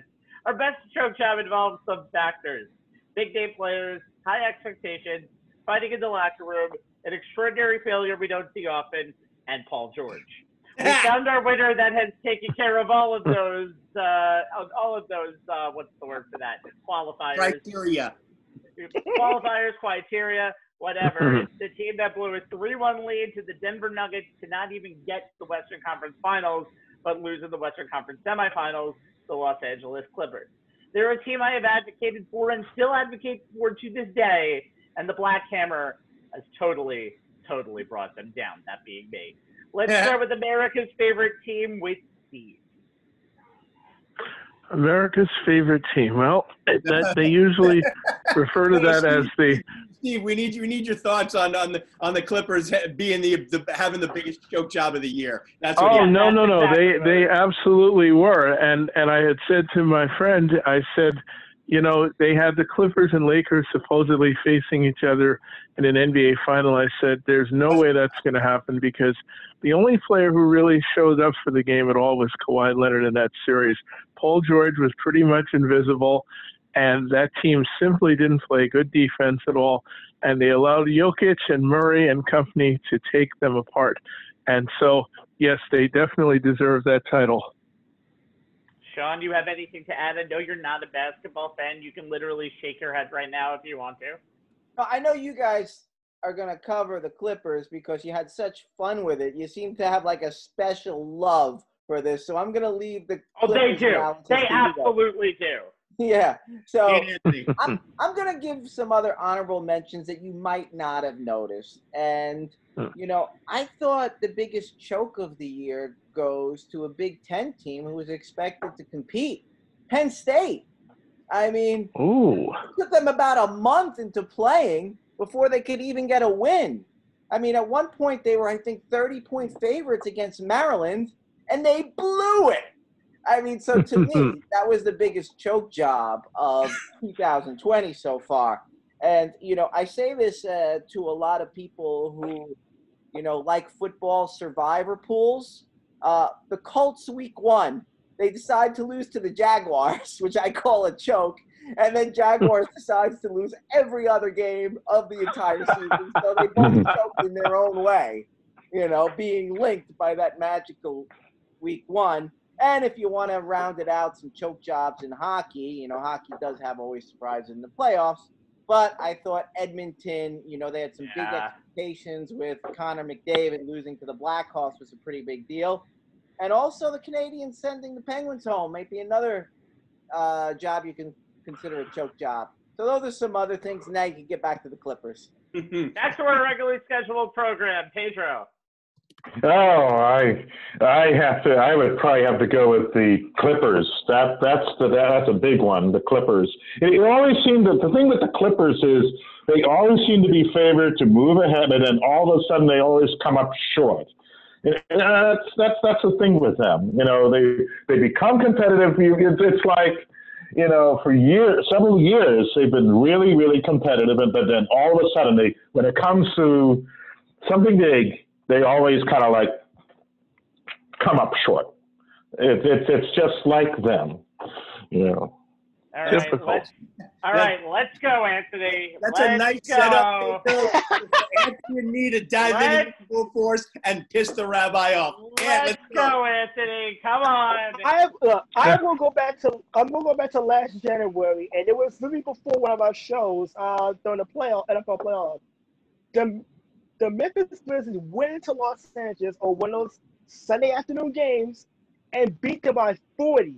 And at that point, Montrezl Harrell and Patrick Beverley both came out publicly and complained about team chemistry. What did I say? I walked in that studio and said, something's not right with this team. I don't know what it is, but I can't get on the board to winning a championship. Something's off. Then the bubble came around, and we saw everything wrong with this team. Lemon Pepper Lou going to get wings at Magic City. Look, I have an appetite as much as anyone, but no one's going to confuse wings and a strip club. No one's going to a strip club to get wings. Establishment. It's Michelin star reviewed. I think it was perfectly fine. Then we have players coming in and out of the bubble. Then you looked at they barely beat the Mavericks in the first round. You think about this. If Kristaps Porzingis does not get hurt, maybe they lose in round one. But to get to round two, and I even said this. I even said the Nuggets. I mean, the Clippers are a team of front runners. They're real big and bold, and they're trash talking to death like they did Damian Lillard with Patrick Beverley and Paul George. I think he missed 2 free throws in one of the qualifying games when the bubble restarted, and they were all big on Cancun on 3, taunting Damian Lillard. And then you get to the fact that they get a 3-1 series lead. They lead in double digits in all 3 games of that series. One of our shows was going on that game 7 was taking place. Yep. And I made the joke like the Clippers was up by 12. I was like, the Nuggets have them when they want them. And just so you know, they blew a 3-1 lead. Paul George, he is now known as Pandemic P. He's not playoff P. He's Pandemic P. His signature moment is hitting the side of the backboard. Kawhi Leonard missed the sideboard, and many felt was better than LeBron James and was as close to Michael Jordan as you can get. I disagree. Goes 1 for 13 in the second half. Patrick Beverley showed why he just literally just down for fun. He's not even down for stats. He's literally just on the court to take up space. And the fact that it was after the loss, and when we saw everything come to light about Kawhi's diva moments, Paul George getting special treatment he didn't earn, the other players not being happy, Zubac and Marcus Morris about to get into a fist fight during one practice, and Doc Rivers gets the blame. He loses his job. And then we come to this past weekend where the Clippers, inexplicably, being the front runners they are, coming off another opening night championship win over the Lakers. I don't know when they're going to hold those banners up. And then beating the Nuggets, kind of like the playoff monkey on the back, only to show up and get beat by 50 at home when they're trailing by 50 that's showing up.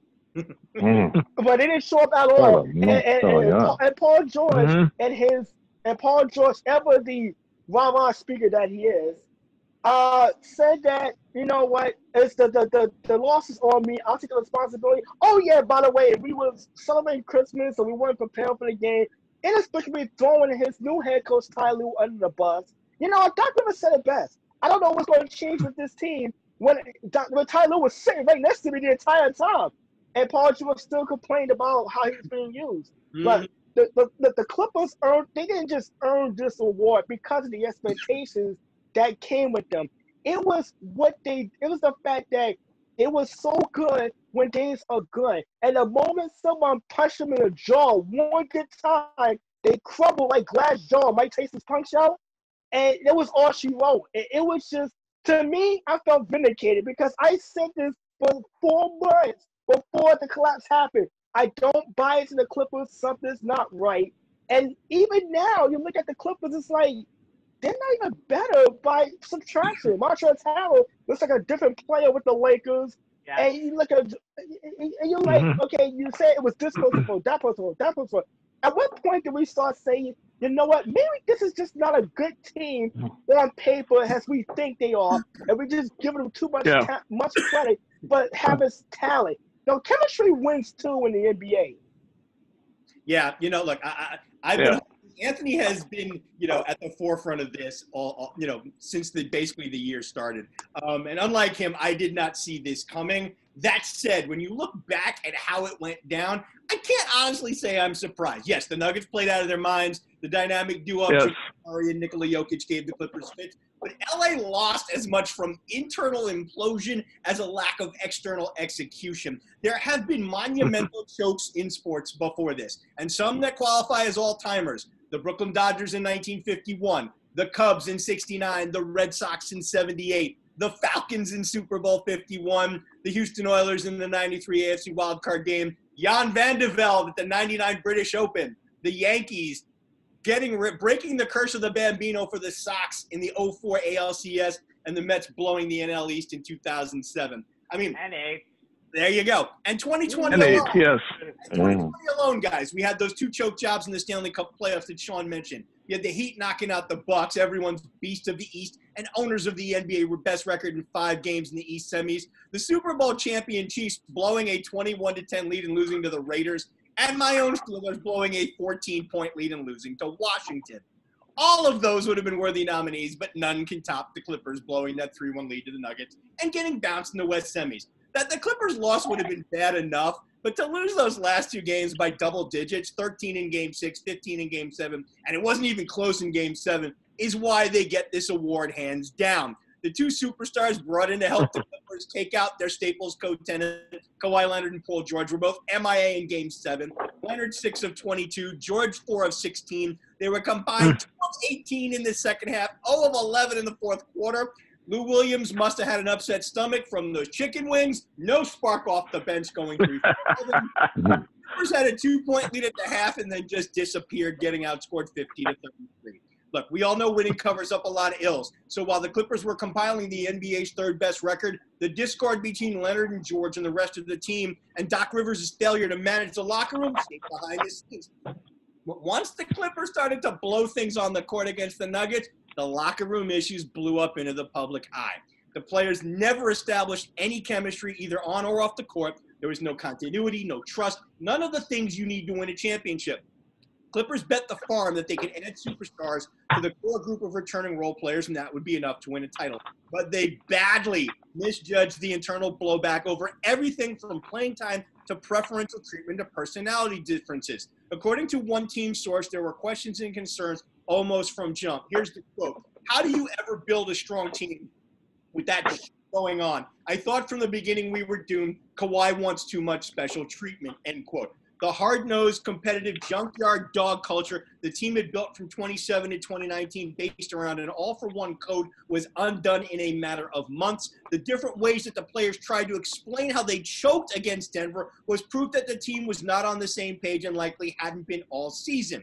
Again, no disrespect to the Nuggets, but the Clippers are the owners of this award because the organization from top to bottom, front office to coaches to players, forgot that talent, as Anthony noted, can only take you so far. You need to be a team in every respect. They need to be on the same page. You need buy-in from the superstars all the way down to the last man on the bench. If you don't think that matters, if you don't think it's a defining factor in winning an NBA championship, and you don't think it's at the heart of the Clippers' choke, walk a few feet down the hall at the Staples Center. Okay, so I agree with everything. Wow. It's the choke job of the year. I 100% agree that. And them freaking losing by being down by the most points in the history of the NBA shot clock era yesterday at halftime, 77-27. Yes, 77-27 does not help my case for the Clippers in any way, shape, or form. But, yeah, no, actually, you know what? nothing helps my case with the Los Angeles No, Clippers. there is nothing you can say after the No, word nothing I can say is absolutely defend it. true. But here's the thing: you just pile on this team like crazy. You basically said what Kawhi did in 2019 doesn't matter. He can't do it for the Clippers. They gave him nothing in the playoffs whatsoever. I'm not saying it's a good job. I'm just saying the fact that there is so much talent on this team that has so much discourse. Once they finally get it together, whether it be in 2025 for other teams and not actually together in Los Angeles, I think they'll be perfectly fine. Wow. I think the Clippers also at the beginning of this season last year kind of said how we're the beast of Los Angeles now. We're the best team in LA. Not only do you choke a series to the Denver Nuggets, and I will give respect to the Nuggets, you play your heart out to win a series like that, even if the other team gives it to you on a silver platter and sometimes. But you're basically saying we're the beast of Los Angeles, we're building a dynasty. And not only do you lose like that, but the Lakers go on and don't even get to a Game 7 and win another NBA championship. And when there are fans there will raise the banner right in front of you. They might do it on opening night against you to remind you guys that you will always be second-class citizens. Clippers, enjoy Paul George for another 5 years. Right, let's move on. So a coach, as we get back to the awards here that don't involve choking teams, a coach is someone who motivates his team, gets everyone on the team to play for him, and that the team respects. So we've nominated Adam Gase for the Coach of the Year award. Oh, wait, I'm sorry. No, you didn't. I did not. Nominees for the best coach and manager are my boy, Don Mattingly. The Marlins manager overcame a COVID outbreak in July and the expectations of a dead last in MLB finish by most pundits to take this team inexplicably to the NLDS. Eric Spoelstra, the coach that exemplified Heat culture. Last time I'm going to say that. It allowed the Heat to be the lowest seed to reach the NBA Finals since the New York Knicks in 1999. Andy Reid, fire up the cheeseburgers on the grill. The beloved coach of the Chiefs finally gets a title after 2 decades of wearing his visor and his face shield. Finally, Barry Trotz, who got the Islanders to the Stanley Cup Conference Finals. Yes, the Islanders to the Stanley Cup Conference Finals for the first time in 27 years. He's a multiple-time nominee for this award and for a very, very good reason. And the winner is Andy Reid. Hey, Eagles, I wonder if you want to have him back now that you see the dumpster fire. Yeah. It is. Although he did win a Super Bowl and was really Frank Reich's award, but that's there. Let's start with Sean. I love Andy Reid. You know, it's a long time coming, hard work and consistency and seeing it paid off. Very validating. I mean, it was almost like a lot of us who have waited for something special to happen, like a promotion or a big victory, could almost live vicariously through that motion. So, you know, very happy for Andy Reid. Chiefs were a favorite all year. I always look for what are you doing with what you have. So some other people who really deserve to be mentioned in terms of great coaching accomplishments. Don Mattingly, of course, being able to bring that Marlins team farther than anybody thought. Locally, Barry Trotz, you know, it was a big deal a few years ago when the Islanders lost, you know, a guy who might have been the best athlete in New York as far as a star athlete in Tavares. And I would say to myself, you always want a guy who's going to be actually playing on the field rather than calling the shots. So we got Trotz, but we lost Tavares. I was like, this isn't going to work out well.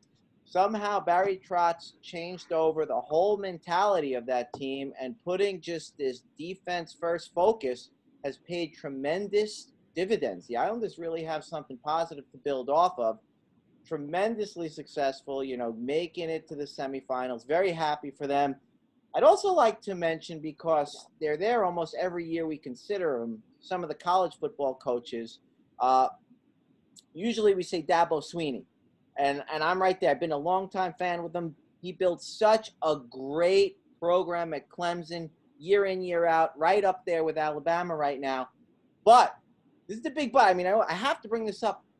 What are you doing motivating your opponent with all this stuff about Ohio State and their rankings. I mean, why give them anything extra in terms of, something to rally around? A coach should always just be focused on saying the minimal, unless there's this intense rivalry over the years he can't get away from, preparing, playing the game, saying the right things. Ranking Ohio State 10th on your own personal 11. This Wow. boggles the mind. I mean, Yep. And I go over to the other side of that. You had Ryan Day coming from, being tutored by Urban Meyer all those years. And when he had to cover for Meyer, they played, sometimes better than they did for Meyer, winning big victories and, going undefeated so far. And Ohio State's coming at Clemson with a lot of motivation. So for a guy who's been doing so well, and he does so well in recruiting, I just think it was a bonehead to solo out Ohio State and taking that tact when they don't have a lot of animosity between the programs. And I don't think Dabo Swinney has an animosity towards Ohio State more than other programs. So I just think, he's off the list for some time. I put him off the list. It was an executive decision, gosh darn it. There you go. Yeah, that was, the biggest coaching observation I've seen in a long time. Just dumb move. Yep. Pedro? Ferguson. Well, Andy Reid was well reserved. It took him years to get to this level. He could always, like I said earlier in the show, he always was able to.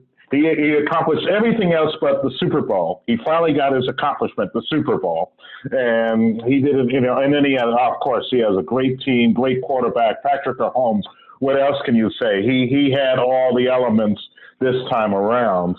As far as Don Mattingly, he did a great job again with the Marlins, getting them into the playoffs, and Eric Spoelstra getting the Heat back in the finals after a long time out, and then Barry Trotz, and also a great job with the Islanders. And Dave Roberts and Kevin Cash, I got to give them a great job. Other than the thing with pulling Snell out, he did a great job getting Tampa Bay having them win the division, having them win the division. He did a great job with what he had. He's one of these people. It's kind of like what you did with what you have. What you did with what you have. And Dave Roberts, he won the championship with the Dodgers for the first time in 32 years. So I think they all were great candidates. I see the candidates all the way down, and they're like 20 candidates, and each one of them. There's a lot of good candidates on this list. Yes, indeed. Shout out to one of my favorite ones on there, John Cooper, former Hofstra Pride alumni. We always will shout out Hofstra Pride alumni, me or Anthony on the show. We'll always get to it, and he did a great job this year. Let's go to Steve Ferguson. Well, it's close in my mind, but I think I have to go with Andy Reid. I mean, the first time the Kansas City Chiefs won a championship in 50 years, it was the coach that had always been called a very good coach and not a great coach because he didn't win a championship. So he finally accomplished what probably nobody thought he could do except maybe the Kansas City Chiefs themselves. And I have to give Don Mattingly a lot of credit with the Florida Marlins. That's a team that nobody even thought would be anywhere close to the playoffs. And then they had 19 players on their team who had the COVID virus. And not only did he get them through that, he got them into the playoffs. And they did a very good job until they met up with the Atlanta Braves. But I think those two are the two best candidates on the list. But I have to go Andy Reid just by a little bit because he did a great job with Kansas City, and it's always easy to manage with talent, but you have to know what you're doing when you have it, and he does. Anthony. I know Eric Spoelstra, I've talked about for a long time. It's been one of the best head coaches in the NBA. And he doesn't get enough credit because of the teams he won championships with having LeBron James, Chris Bosh, and Dwayne Wade. But last year, arguably his finest coaching job. You think about upsetting the almighty Milwaukee Bucks in 5 games, and to upset the Boston Celtics in 6 games in the conference finals, with Jimmy Butler and what is a slew of good young talent led by Duncan Robinson and Tyler Hero. Also, Bam Adebayo really showing but he became an all-star for the first time a year ago. Barry Trotz has done a phenomenal job with the Islanders and taking over a team that was kind of on a crossroads with lost John Tavares and getting them past the first round for the second time in 2 decades, a year ago to this past season, getting into the conference finals and put up a fight against a heavy favorite Tampa Bay Lightning team. Don Madley getting the Marlins to the playoffs after they were really the epicenter to the COVID situation in baseball. But I'm going to go with Cheeseburger Andy for a couple of reasons. Because one, he made wearing face shields like this very cool, number one. But number two, I was looking up Andy Reid's his numbers. He's only had 3 losing seasons in his 22 years as head coach in the NFL, which is remarkable. And all 3 of those seasons was with the Philadelphia Eagles. He's been with the Kansas City Chiefs 8 years now, has had a winning season every year. And you looked at the Eagles teams to the NFC title game and losing 3 years in a row. They're finally getting to the Super Bowl, only to come short against New England. And to finally see him finally get the big one and finally be able to add Super Bowl champion to what I think is a Hall of Fame resume, to one of the best coaches, one of the best people in the NFL, without question. And you had to be happy for Andy Reid to finally be able to add that Super Bowl ring to his long list of achievements. And also, he has a great team. He has Patrick Mahomes, he has Travis Kelce, he has Tyreek Hill. Last year, he had the Honey Badger. We forget about the leadership he brought on defense. And to see Andy Reid finally win the big one was a great moment. And also because it was pre-COVID, it was definitely a better moment. But, he brought back, and the fact that he celebrated by eating cheeseburgers, okay? Who don't love cheeseburgers on this panel right here? And those Hawaiian shows. I mean, face masks, Hawaiian shows, cheeseburgers, super size me. That's how I look at it like this. So Andy Reid definitely gets my vote. Yeah, as I talked about in our Game of the Year segment, Super Bowl 54 was a career validation for Andy Reid. And his season culminating in a title was the tipping point in my giving him a nod for Coach of the Year over Islander bench boss Barry Trotz. No disrespect to Mattingly and Spoelstra. The seasons they led their teams through make them worthy finalists. But for me, this was a 2-man race between Trotz and Reid. I mean, what Trotz did taking the Islanders as far as the Eastern Conference Finals was nothing short of amazing. And the fact that we watched a lot of it in their playoff run in real time while we were doing the show during the Stanley Cup playoff hammered that point home. And they were a team not loaded with stars. Only 2 players scored 20 goals or more.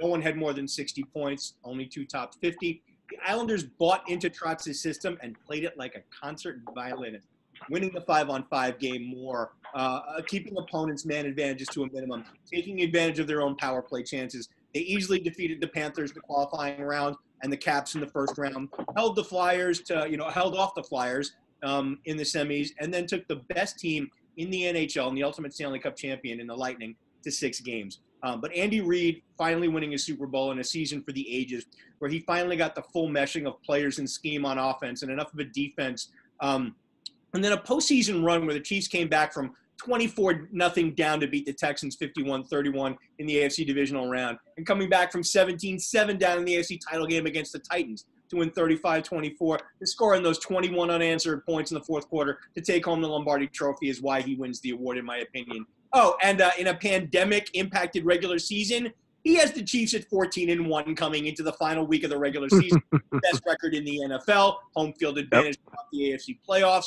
owners of the number 2 scoring offense and number 7 scoring defense. The AFC road to the Super Bowl, as I have said since our kickoff show and have stayed strong on that, down that path, it goes through Arrowhead again. And if the Chiefs become the first team to win back-to-back Super Bowls since the Patriots did it in Super Bowls 38 and 39, Reid might win this award again next year.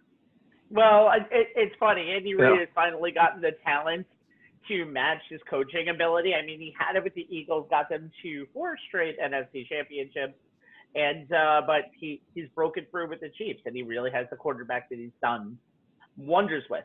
Trotz is a very good nominee for this award because I think the career paths of what the Capitals were and what the Islanders are now have been shown very, very clearly since Trotz got hired. Spoelstra's a great nominee because of just the rebuilding of the Miami Heat, although I could give Pat Riley a little bit of that credit too. This team is built in their image. And Don Mattingly getting the Marlins to where they are right now. We'll see what happens over a more than 60-game season, but that's remarkable. Other nominees that I want to go to and just go off of the board a little bit. Rick Renteria of the Chicago White Sox, getting them back into fame and then immediately getting fired, because that's what this award is really about.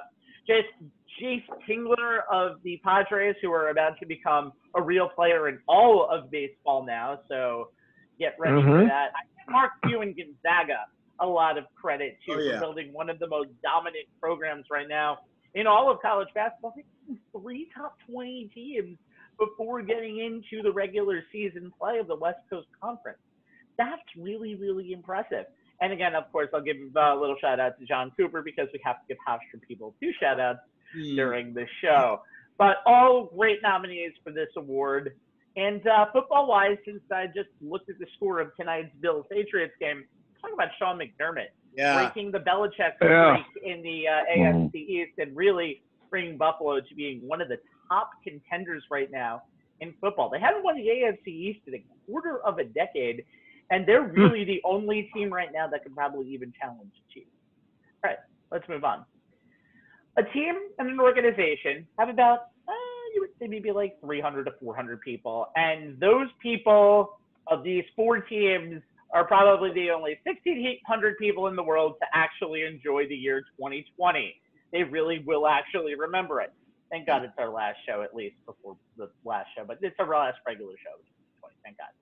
This is our final nominees for Team of the Year. We mentioned them before, let's mention them again. The Super Bowl champion Kansas City Chiefs, first title in half a century, and the very definition of a real-life Madden team.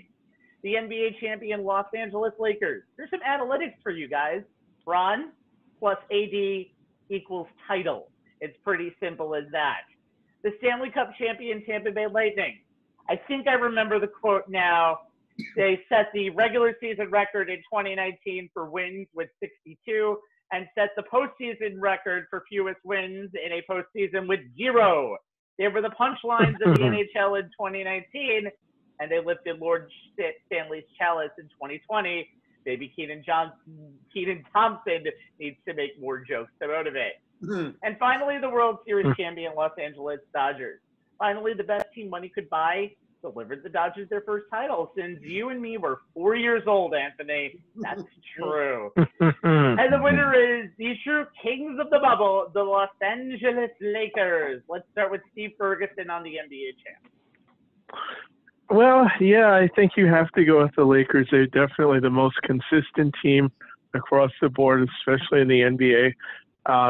You could also argue for some of the other choices as well, but as you said, LeBron and AD means championship, and they look like they're on a run for a possible second back-to-back championship. I have to go with the Lakers. Pedro. Well, I have to agree with Steve. I mean, the Lakers, they were on their full cylinders all season, and he was one of the players who basically was the leader of getting everything together with the Black Lives Matter and all the other socially active programs, and he carried that onto the basketball field. He carried that spirit onto the court rather. And what can you do? He's the best player in basketball right now. Yeah, he really is the best player in basketball right now. And the fact that they had, I wouldn't say a great bench out there when you have national TV Rondo as probably your third best star in the postseason or playoff Rondo. It really shows the power of those two guys, Sean. All right, guys, I'm going to give you my answer for this, and then I got to say goodnight to everybody. Pleasure to see you all. So for team, I don't really give it to the Lakers because of the nature of the gimmicky type of season. The team with the best player won. Whoop-de-doo. I'd like to look a little beyond. I want to look beyond the Atlantic Ocean. I think Bayern Munich you know, with the way that they absolutely destroyed Barcelona. They crushed an era. They made Messi look small, maybe for this side of his career going forward. I mean, that was an 8-2 loss. And then sentimental favorite Lyon in the championship, they beat them pretty easily, 3-0 in the semifinals. They win their league every year. Very impressive worldwide. I think Bayern Munich was the team of the year. Closer to home, I want to give a little respect to two of the college teams from last year who really are not looked at and they should, because they played, in my opinion, more of a season than the NBA did, than baseball did, and probably basketball. Gonzaga, they left with only 2 losses, and Kansas voted number 1 in the AP poll and the coaches poll. I think they were about 28-3. Excellent teams, full season. I think they deserve full accolades. So with that, I'd like to say good night, everybody. Pleasure to see you. See you sometime in the future. Happy New Year, Sean. Stay safe. Happy man. New Year, Good night, Sean. Sean. Happy New Year. Sure. Take care. Thank you, Sean Roman. He's always provided us some really, really interesting insights. And of course, he had to mention Definitely. the soccer teams for Best Player of the Year and for Best Team of the Year. I agree with Bayern Munich, although Liverpool really dominated the EPL. Oh, yeah, you guys don't want Yes, it did. Yes, it did. Yeah. Liverpool. You don't want any more of that stuff. Let's get back to American sports, Anthony. Yeah. I mean, you get the Los Angeles Lakers, and you gotta understand this. They had to shoulder the burden of a fan base and a whole community that was in mourning. I mean, the year started with, you know, the sports ball losing Kobe Bryant tragically, and you think about that first game that they had to play after that, and LeBron making that speech prior to the game, and getting Magic Johnson's, I would say, silver approval, saying, okay, that's the moment he officially became a Laker. The Lakers, you know, It's like Magic Johnson is Jesus all of a sudden. It's like when you become a Laker. Oh my goodness. Well, you gotta think of it like Jerry this. West on that council, for God's sake. Well, you gotta think of it like this. When LeBron signed with the Lakers, Laker Nation was not happy because they felt like he was kind of infringing on Kobe's territory. And one of the first Laker legends that really embraced LeBron, and for that matter, the Lakers being able to turn around, Bob Pelinka being kind of the forefront of that was Kobe Bryant himself. And you think back to the game, one of the last games that he attended when the Mavericks went in town, and that moment of LeBron walking over and embracing Kobe during a timeout, and his daughter Gigi sitting next to him. But you think about this Laker team, and they were not picked to be a team to beat in the West. The Clippers were kind of the team that stole the spotlight for most of the year.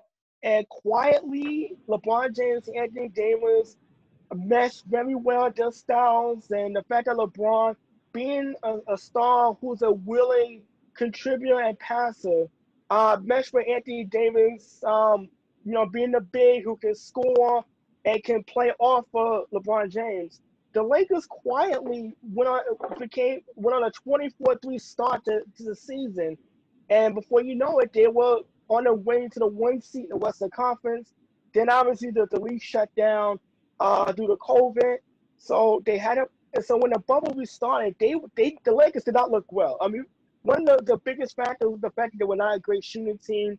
They didn't have a lot of depth on the bench, but you had guys like Alex Caruso, you had Rajon Rondo, you had Markieff Morris, who was added later on. KCP finally started to step up. Kyle Kuzma played well for much of the postseason run.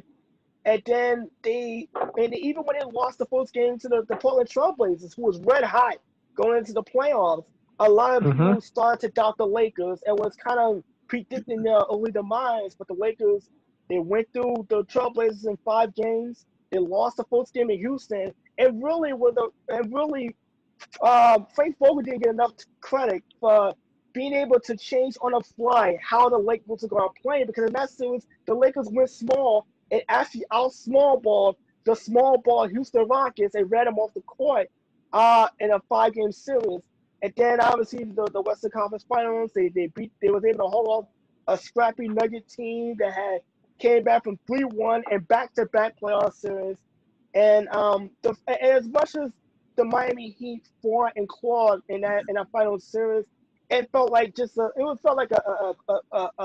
a correlation was going to happen with the Lakers finally taking a championship. And it was like, and I said that in the NBA Return show, that I felt like the Lakers would be motivated to win it for Kobe Bryant because they realized that fan base needed something to cheer on, between COVID.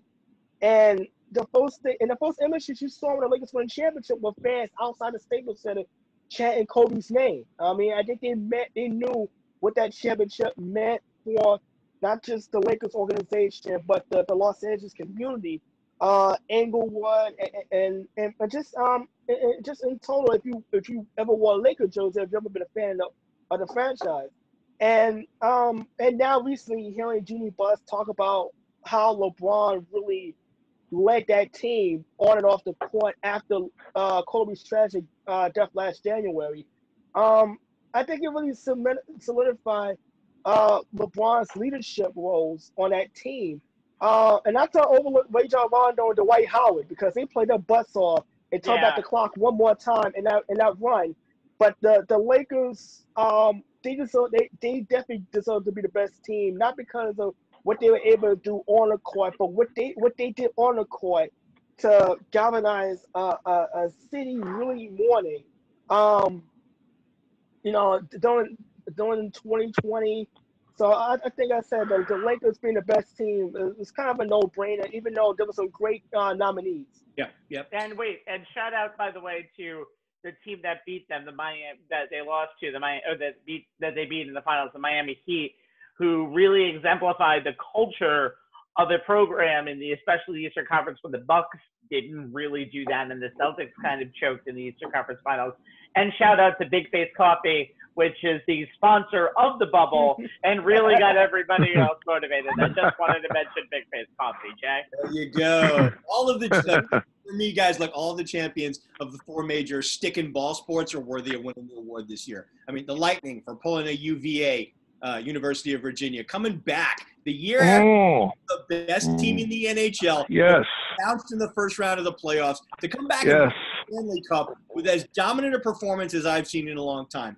The Dodgers for finally getting the World Series monkey off their back, albeit in a shortened MLB season. The Chiefs for all the reasons we discussed in our Game of the Year and Coach of the Year award segments, and we'll reiterate in our upcoming Athlete of the Year award segment. But for me, just like with Anthony, the Lakers win this award not just for adding an NBA record-tying 17th championship banner to the Staples Center rafters, which they will officially do once fans are allowed back into the arena, but for doing it in the most trying NBA season ever. I've said this before on multiple NBA shows this year. To win a title in the year they lost an icon in Kobe Bryant would have been a Hollywood ending to any season. But they also did it in a year where they were forced to temporarily shut down their season due to a global pandemic, a year where they were forced to be confined to a bubble for almost 100 days in order to finish their championship season due to the pandemic, a year where police violence and social injustice had the players, starting with the Lakers' own LeBron James, ready to go on strike and end their season because of what happened to Jacob Blake after what had already happened to George Floyd. A year where getting out the vote was as important to the players as getting out to play. In a larger scheme of things, what the Lakers went through is nothing compared to what the nation went through and is still going through due to this pandemic. But in many ways, they became a symbol of what sports can do both on and off the playing surface, how they stayed together as a team despite all the challenges, how they persevered through those challenges, how they used those challenges as fuel for their run to the title. Did it help to have the best dynamic duo in the game? Sure. And I've said that more than once on this show, but from LeBron and AD to the least used player on the roster, from head coach Frank Vogel to GM Rob Pelinka to owner Jeannie Buss, this organization was a champion through and through, and that's what got them my vote as the winner of this award as the best team of 2020. You forgot, note, by the way, Alex Caruso, also a very major part of the Los Angeles Lakers franchise. Yeah, I think this award is deserved by the Lakers because not only did they go basically not wire to wire, but they were pretty much the second best team in the NBA this year. And then, I hate to say it, easily won a title. They only went 1, 2, 3, 4, 5 games over the minimum. And every single time it was a game 1 loss, a game 1 loss, a game 3 loss. We were like, what's wrong with the Lakers? And then it's like, oh yeah, they have LeBron and AD, and when they're on, nobody can beat them. And again, let me give a lot of credit to GM Rob Pelinka, who him and to a certain extent the former GM of the Mets, Brody Van Wagenen, have shown that agents can actually be general managers in this sport. Who knew? Pelinka's really assembled an almost ragtag roster outside of LeBron and AD. A lot of people are like, this is the team that's going to win you a championship? Kyle Kuzma, Rajon Rondo, Tavius Caldwell-Pope, or Avery Bradley, who didn't even make it to the bubble? Are you kidding me?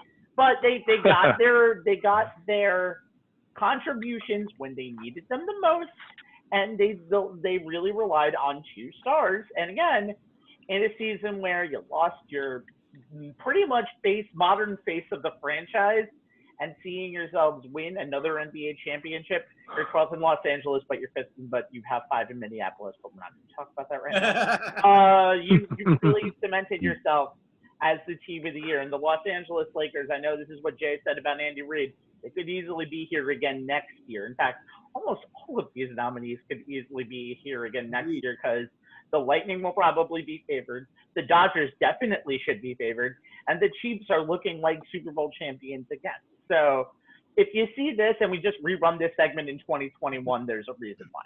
All right, we move on to the final award of the night, and that is Player of the Year, which is usually called our Golden Drumstick, but since it's 2020, we just decided to screw the holiday theme this year and just be like 5 guys in Zoom boxes. So they are former MVPs, current MVPs, and future MVPs of their sport. Now, no offense to you, Stephen Pedro. You're the icons here. You're like the logo of On the Sports Line. But Jay is the former MVP, Anthony is the current MVP, and I am the future MVP, as I'm the one who has had the least time overall on camera. But get ready yourselves as we get ready for the 5 nominees for Athlete of the Year. Let's start with the future. Trevor Lawrence, QB Clemson. Despite missing time because of COVID, the man with the spotlight on him all year has only lost 1 game as a starter in the calendar year of 2020. We mentioned him before, and we'll mention him again. LeBron James, Lakers, winning a title with a 3rd different team, being the true MVP of the league's most predominant franchise and social justice leader. I would say, Jay, that qualifies as being a Player of the Year nominee, right? Checks the boxes. Mookie Betts, Dodgers. The Dodgers got Mookie on a silver platter from the Red Sox. I think it was literally. I think they just handed him on a silver platter because of the rebuild. And Betts' contributions in the B bubble, that's what I like to call baseball's bubble, gave a title to La La Land for the first time in 32 years. Aaron Rodgers, quarterback, State Farm. I mean Packers. He's 13-4. I'm sorry, he's 15-4 in the calendar year as QB. Wait, I'm sorry. Let's try this again. He's 13-4 in the calendar year as QB for the Packers, and I think I've played in that wide receiver core this year because it's Devontae Adams and everybody else. And finally, Patrick Mahomes, quarterback, State Farm. I mean Chiefs. The possible MVP for the 2nd time in 3 years, although Rodgers might have something to say about that. Never met a double-digit comeback he didn't like. He did it twice in the 2020 postseason, and oh yeah, he's 17-1 in the calendar year of 2020. And the winner is, all right, we're giving you your damn respect too. You win this award so many times. It's LeBron James. Let's talk about our final winner of the night with Pedro. Pedro. Oh, okay. Well, I mean, what can I say? He's an all-around leader. All-around leader on and off the court. And he's he does study, and he's brought back to the community. That's a lot of people said how he has brought a lot of social activism onto the NBA, but he does a lot off the court. He's sponsoring hundreds of kids back in Ohio, back in his old home in Akron, Ohio. So he's an all-around player and an all-around human being. He definitely deserves it. Steve. Yeah, I'd have to second that too. I mean, LeBron James has meant everything to Los Angeles at a level that probably no one thought he'd be at. I know in LA, of course, it's Kobe Bryant's world, but LeBron has certainly kind of joined it or started his own group, if you will. He's extremely talented, in the best shape of his life at age 36. He does everything on the court well, and he certainly does a lot of great things off the court as well. And I would have to say, now that he has 4 championships and probably will have 5 after this season, he certainly is the best. Yeah, and I would like to say there's always something good about an athlete who is older than me, although he's older than me by like a month at age 35. He's about to be 36, who does well for himself. In fact, he's about to be 36 Wednesday. Anthony. Yeah, Wednesday, right. The thing about LeBron James, in year 17, leading the NBA in assists for the first time in his career, it's just one of the most remarkable things you could possibly see. Look, LeBron James in year 17 just didn't miss a beat. It was almost like, remember, he was hashtagging Wash King during the season because a lot of people kind of broke him off after he, had an injury-plagued 2019 campaign. His first year with the Lakers, he missed 30 games, and the Lakers missed the playoffs. He went into last season kind of looking for redemption, and he played like it. He had some big games, particularly against the Milwaukee Bucks and the Los Angeles Clippers prior to the league shutting down, where he outplayed Kawhi Leonard and Giannis Antetokounmpo in back-to-back games. Then the bubble, LeBron James played masterful in helping the Lakers get to the NBA Finals, and he won the second oldest player to win Finals MVP in league history. The oldest player to win Finals MVP for 3 different teams. And right now, if you look at the way the Lakers are playing to start the season, he may be a nominee next year because LeBron James is just not slowing down at 35 years of age. And yes, as much as people are tired of the LeBron, Michael Jordan's debates, it's going to be there for a while because you can just see LeBron just continuing to add on to a shooting Hall of Fame career, and he's definitely going to finish as arguably one of the top 3 players of all time.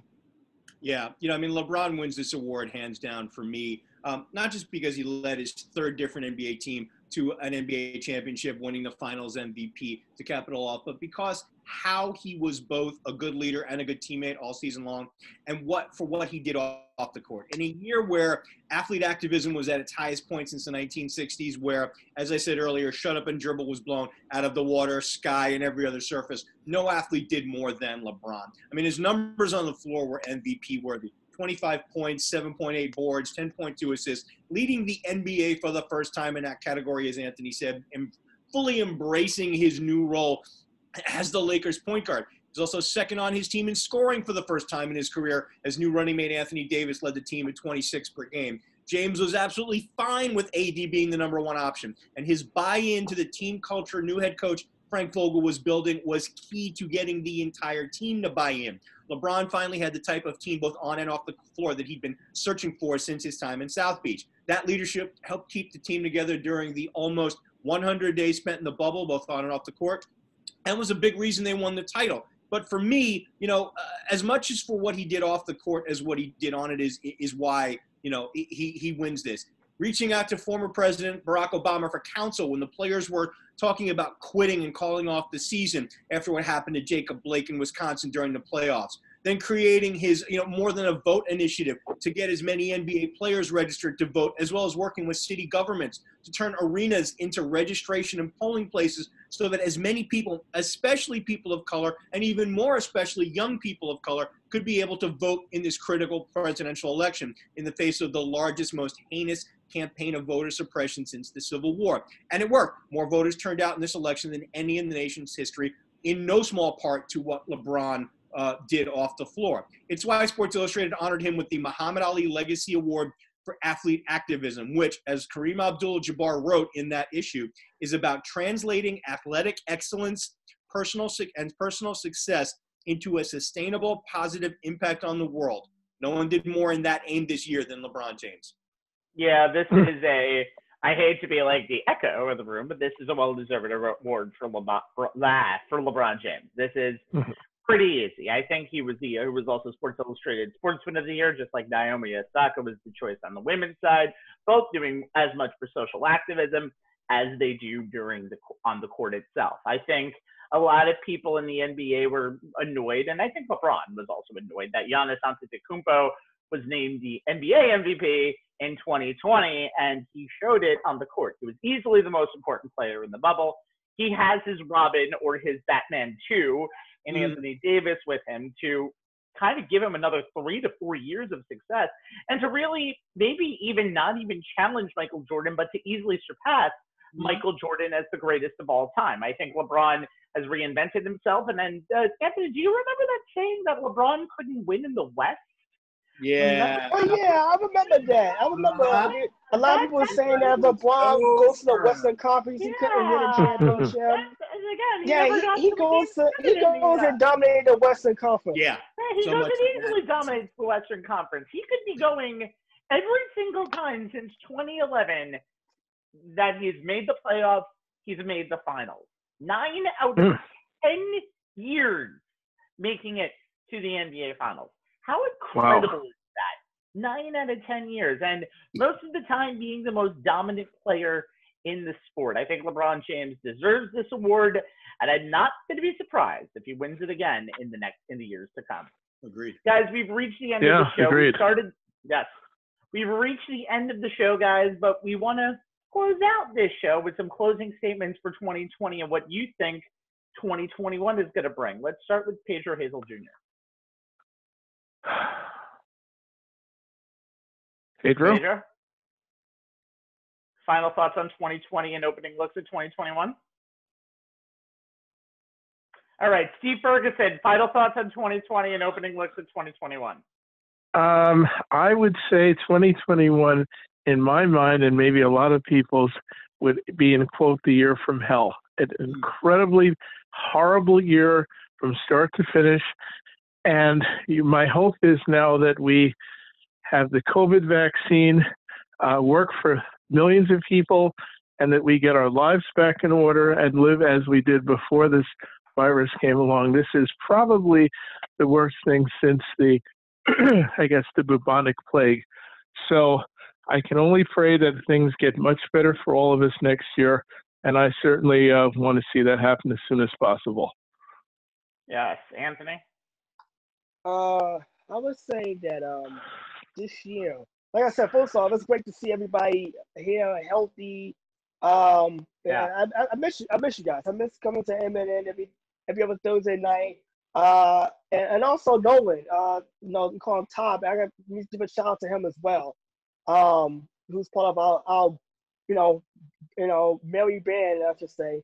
But you know what? I would hope that for 2021 we build for better. Everything that we took, that we might have taken for granted prior to March 11th, we can appreciate a little more.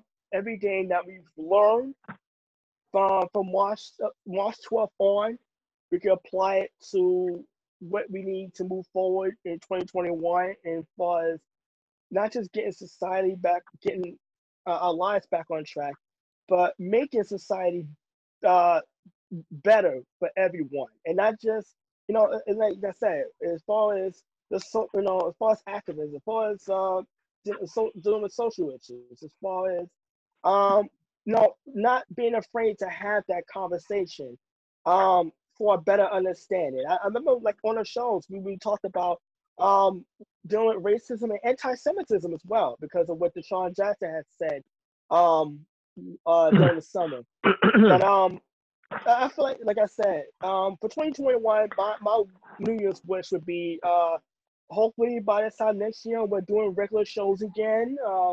But I'm looking forward to decorating the set one more time, because I miss those things, and and that we're all back together again soon, and that 2021 will be a building block for a better world that all of us can be proud of moving forward.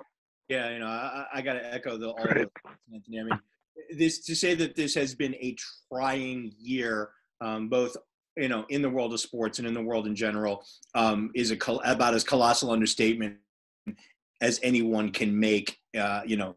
In this year, we've all been touched in some shape, manner, or form by this pandemic, by what happened in Atlas and what happened in Kenosha.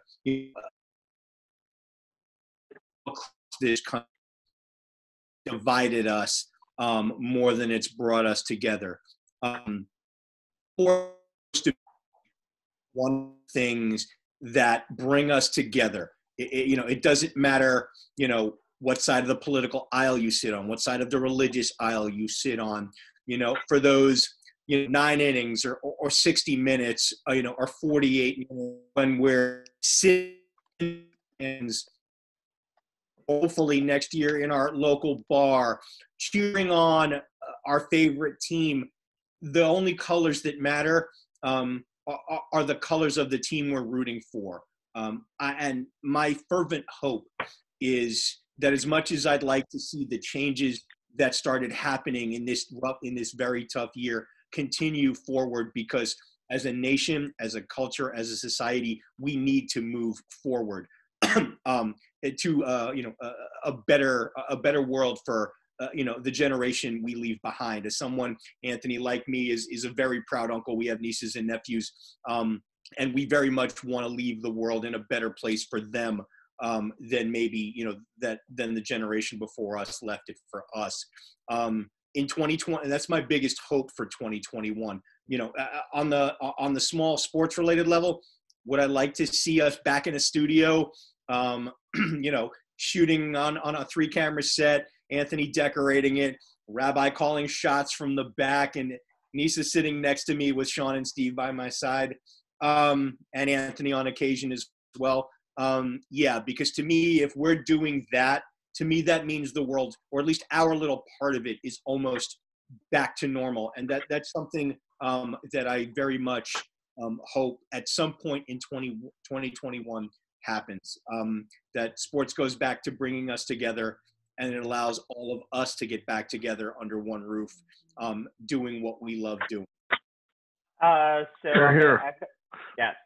So I'm going to echo what Steve said, what Jay said with the sentiment. I think with all the stuff that we've gone through in a pandemic, which is one of the worst that we've ever seen in our lifetime, Spanish flu in 1918 may be the only thing that comes close to it, is I wanted to see unity and I wanted to see everyone coming together.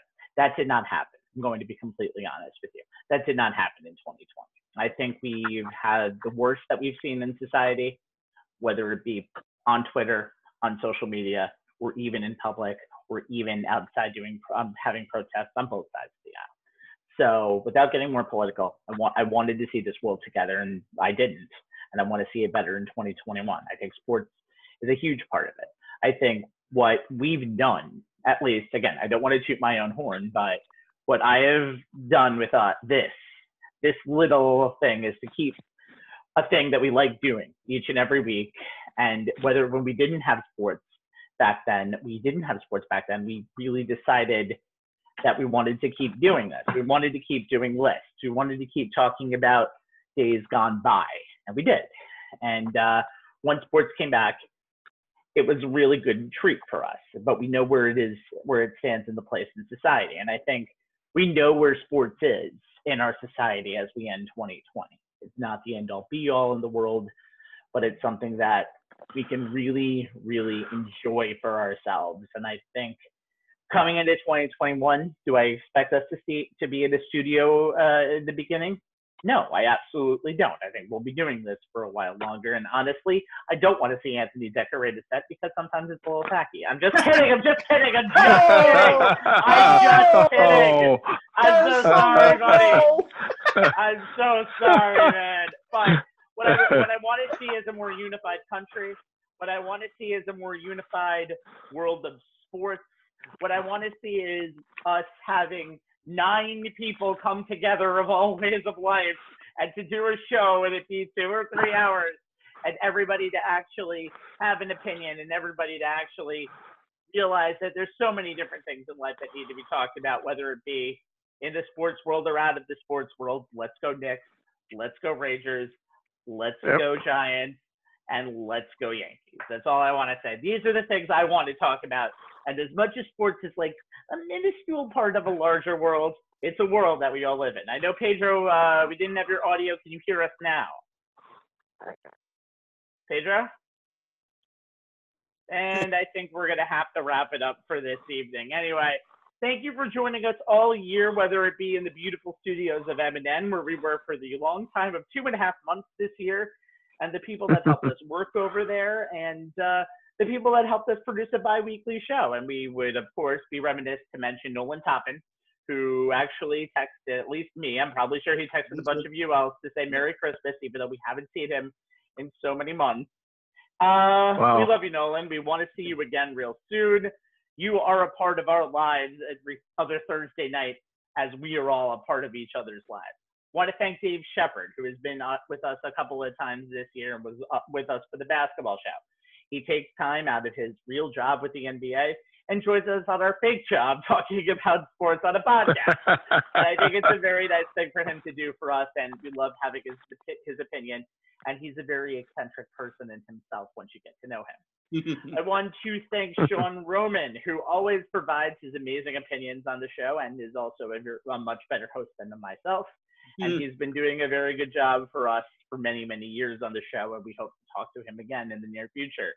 I want to thank Nisa for just being a good host and me to try to model off of that little traffic cop role that she does and get you more in line than I need to do. I need to do that better in 2021, and if we keep doing these shows, I'm going to do that. For Steve Ferguson and Pedro Hazel Jr., I'm sorry you can't hear me, Pedro, and I'm sorry I'm hearing a little muffling on Steve's end. Yeah, my phone battery went out. I'm sorry, Pedro. But Pedro and Steve are the forefront people of this show, and we want to see you guys again real soon. You are the reason why we continue to do this, and we have the passion to talk about sports. Sorry, there was a little bit of muffling on your end, so I had to mute you. For Anthony Strait, a man who has a lot of eccentric opinions, myself and my fellow Hofstra buddy, it's been nice to having a dissenting opinion to Jay's all year long, and nice to hear another voice. But you have definitely grown since we've started doing this back in March. And while I know you don't like working from home, I know it's still a reality in the near future. I hope you see that this is a benefit to be working from home as much as it is to be an M&N. Well, this is definitely one of the best things of this whole thing. It is being able to get, not just do the show, but continue something that all you guys embraced me almost 10 years ago. From randomly interviewing me outside Madison Square Garden to having me as a floor manager to being on the set and being off my take. I can't thank you guys enough for welcoming me, being part of the Sportsline family. I'm proud to be part of it, and I'm looking forward to all the shows we're going to be having in 2021. For Joe Tufaro, by the way, I was almost about to forget him, for joining us a bunch of times this year. The world's most preeminent voice on the Giants and the Jets, maybe not the Jets, but a man who has provided a very eccentric opinion all year long, who knows more about the Giants than all of us do combined. Praised Joe Judge before I could even come close to praising Joe Judge, and I apologize to him for that. He's been a good friend to us as he's working back in the writing industry, and we hope to have him on many times, and we will have him on Wednesday. So thank you, Joe, for joining us all year, and I hope to hear you bash Dwayne Haskins more on our Instagram conversations, because I want to hear nothing better. And to Jay Kaplan, obviously. Wait. Rabbi, before you thank me, I think we need to do one quick shout out to our good friends Greg Prince and Greg Prince and Katie Sharp, who joined us earlier this year.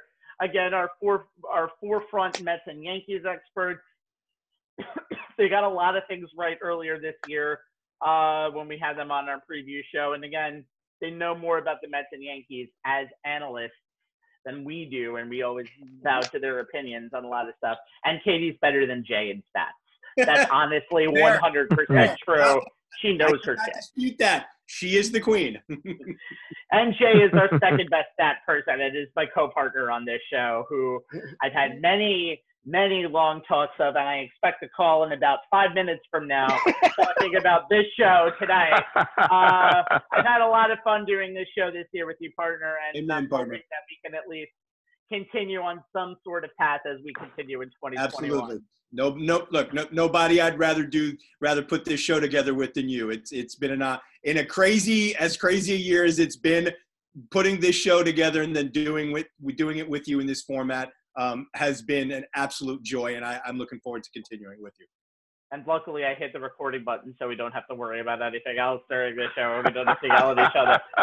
And I am merely a guy who is thinking being a host and trying to do a good job being traffic cop and saying stuff that maybe doesn't make sense. And my name is Stephen Rabinowitz, and I am glad to have been the host of this damn podcast for almost 9 months now, as we do it on Zoom, and we'll be continuing doing it on Zoom for the near future. So for all of us at On This Sports Line, thank you for joining us on this New Year's Eve of December 28th, 2020. We will actually have one more show between myself, Jay Kaplan, and Joe Tufaro that we are going to tape Wednesday afternoon and have to you on the interwebs on Thursday.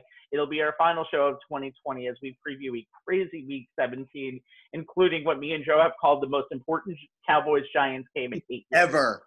No, it's not ever. They played for the NFC East title before. They're not even playing for the NFC East title. But we'll talk about everything Week 17 and college football playoff related. Look for that show on Thursday.